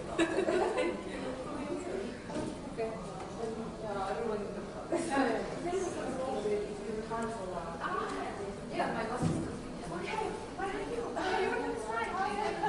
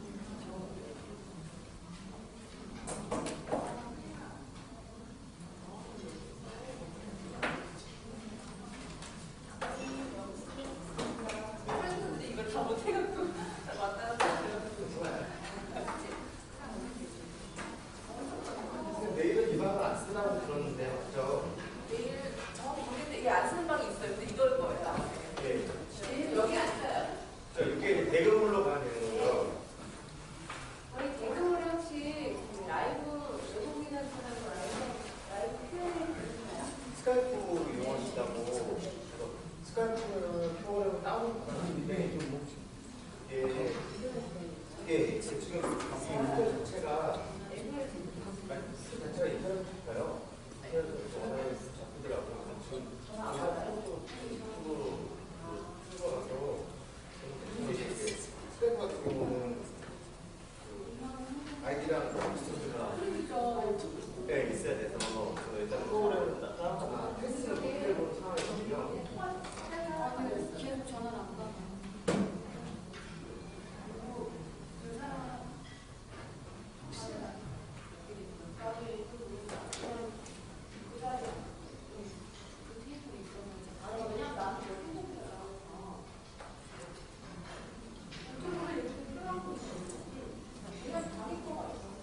자기 거에 있었는데 이제 그 사람이 제 자리 앞에 있다가 지금 계속 싸우고 계시거든요. 그래서 이제 이걸 치워달라고 하려고 하는데 이제 전화가 와서 나왔거든요.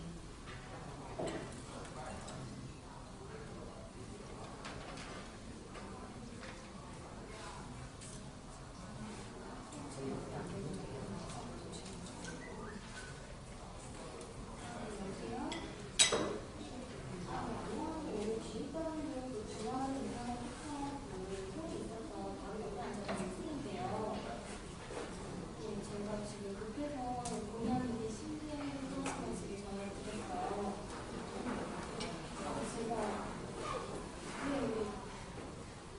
제가 아까 노트북을 하고 있었는데 잘 보는 여유가 없어서 혹시 주변에 직관을 보셨나요? 이렇게 전화를 드렸어요.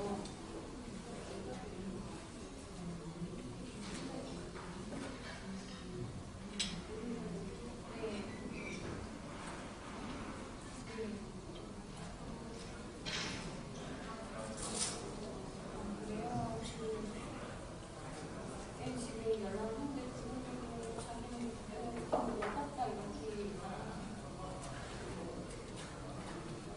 혹시 지금 균 챙기시라고 혹시 빨리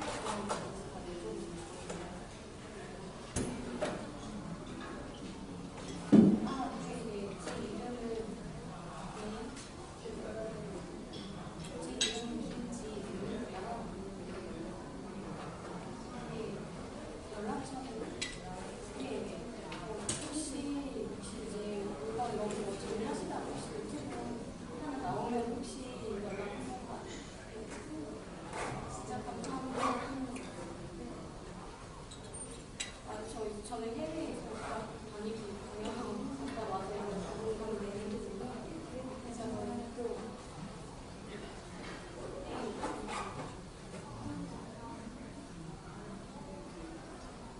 저도 약간 졸려서 막 왔다 갔다 거리느라고 이거를 이제 갑자기 이제 짐 챙기다가 깜짝 놀래고 혹시 짐 이렇게 확인하시다 혹시 이제 섞인 게 있으면 한 번만 말씀드릴게요.